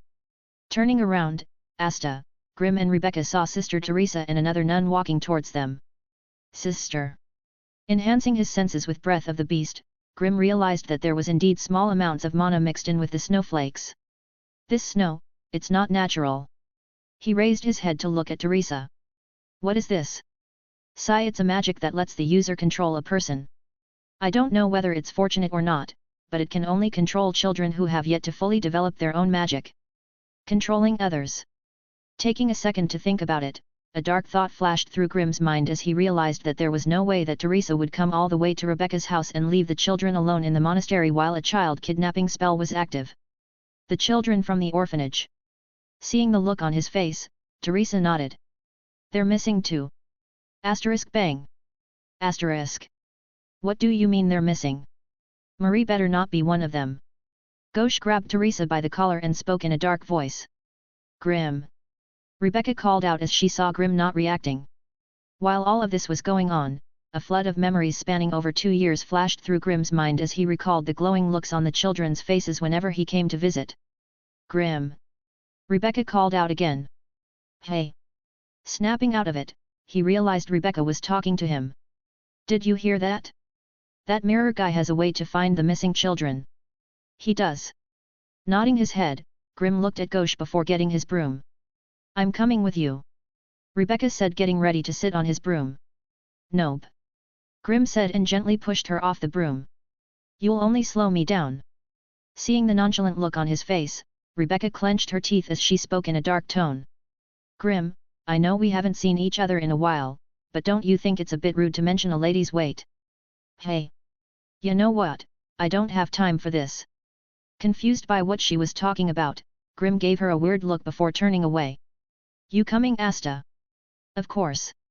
He nodded before taking a seat behind Grim. Seeing that everyone was ready, Ghosh activated his mirror tracking magic and took to the skies on his broom. Let's go. Nodding their heads, Grim, Asta, and Sister Teresa followed his actions as the group of mages disappeared into the distance. Feeling the wind blow against their faces, Grimm's eyes hardened as he wondered why anyone would kidnap a bunch of children. Chapter 43, Tremendous. Do you feel that? Flying through the skies at a fast pace, Grimm, Teresa and Gauche felt a mana fluctuation emanating from the distance. Over there. Asta spotting a cave ahead of them. So that's where they took the children. Teresa frowned. Hey! What's that down there? Asta shouted and pointed to what looked like a small child laying in the snow. Marco. Grimm's eyes went wide when he saw the figure laying motionless. Diving down with Teresa following behind them, the three of them gathered around the small child's figure. How terrible! Teresa gasped when she saw him from up close. He's covered in wounds. Marco. Marco. Grimm shook the boy but he wouldn't respond. That won't work. He's under some kind of spell that's leaving him in a vegetative state. Asta. Grimm looked over at him. Yet. Asta nodded before touching Marco's head with the crossguard of his sword. And as if by magic, light started to return to Marco's eyes as he looked up and saw the three of them huddling around him. Gee Grimm. Marco. Grimm smiled. Incredible. Did that boy just dispel the magic? Teresa thought after seeing Marco return to normal after being touched by Asta's sword. It hurts. It really hurts. Marco said while wrapping his arms around himself. You poor child. Teresa said before opening up her grimoire. Flame recovery magic, soothing holy light. Glowing with a gentle orange glow, a couple of small candles materialized into sight as their glow encapsulated Marco's body and caused the wounds he had suffered to start healing at a visible pace. This feels nice. Marco smiled innocently and looked up at Grimm. Seeing that he was all right, Grimm smiled back before standing back up and turning away from Teresa and Asta. Sister. He called out before he started walking towards the cave opening. Grimm. Sensing that something was wrong, Teresa looked at Grimm's back which slowly distancing itself from the three of them. Not looking back, Grimm left a single sentence behind before disappearing into the cave. Do me a favor and pray for me, because when I'm done inside, only a god will be capable of forgiving me. Ha ha ha ha ha. It's working. Listening to the screams of a little strapped to a mana-sucking chair, a black-haired man in spectacles laughed loudly as countless children lay at his feet. Hey Nedge! Bring the next one, this one's fallen unconscious. The man yelled to a feminine-looking white-haired young man. Yes brother. The white-haired young man nodded while pulling a brown-haired girl towards his brother. No. Let me go. Marie screamed and tried to pull her arm back. Ignoring her cries, the white-haired man known as Nedge continued to pull on her arm while warning her not to anger his brother. Marie. A sudden voice shook the cave as Gauche soared in on top of his broom. Brother. Marie exclaimed as she saw her brother enter the cave. Seeing his sister's arms being grabbed by an unfamiliar male, something inside of Gauche snapped as he released a powerful beam of light that almost decapitated the white-haired Nedge. Magic Knight. Nedge scrambled to his brother's feet. TCH, how did they find us already? Hey! The black-haired man looked at his brother who was hugging his feet. Hurry up and use your magic and get rid of him. Why yet? Nedge said as his grimoire flipped open. Snow magic, snow cry. Thrusting his arms forwards, a large stream of snow burst out from his palms and swarmed its way over to Gauche. I'll kill you. Gauche whispered after seeing the bruises and scuff marks on Marie's body. I'll fucking kill you. Seeing him fly through his snow attack, Nedge panicked and changed tactics. Snow creation magic, snow friends. Gathering his snow together, an army of large snowmen started to form. Get him snow friends! Nedge cried. Clouded by rage, Gauche didn't put such things in his eyes as he activated another spell. Mirror magic, reflect refrain. Manifesting multiple mirrors around the snow army, light started bouncing between them destroying anything in its path. My friends! A look of despair appeared on Nedge's face as watched his army of snowmen crumble before his very eyes. What the hell? The black-haired man's eyes went wide as he used his mana-reading monocle attached to his glasses to measure Gauche's mana reserves. Damn it! No wonder this guy is so strong. What do we do, big bro? Nedge turned to him and asked. Kill him obviously. Tap tap tap. While the two brothers were busy trying to think of a method to deal with Gauche, the sound of a person's footsteps echoed from the cave mouth as a black-haired young man slowly came into view. Damn it! Don't tell me they brought back up. Focusing his monocle on the distant figure, the black-haired man's face soon froze as he could not believe the sight before him. Impossible! He muttered with his eyes trained on Grimm's figure. Tap tap. This much mana. Tap tap. It's. Tap tap. It's. Tap tap. Tremendous. First form, unknowing fire. Ignoring the unconscious children laying on the ground, Grimm's body was shrouded in an orange glow as he flashed forward, melting the snow in his path and arriving in front of the black-haired man. Boo! He grinned. He. The man's eyes went wide as he stumbled backwards. Asterisk bang. Asterisk. Throwing his fist forward, Grimm slammed it into the man's face and watched as his figure was thrown backwards, crashing into the cave wall and causing some rubble to crush him. Gya! Brother! Nej yelled after seeing his brother get crushed by stone. Don't worry. Grimm's smile grew wider as he slowly turned to look at him. I'll play with you later. Creator's thoughts. Errata errata. So I'm a couple hours into The Last of Us 2 and all I can say is wow. So far this game is really mediocre.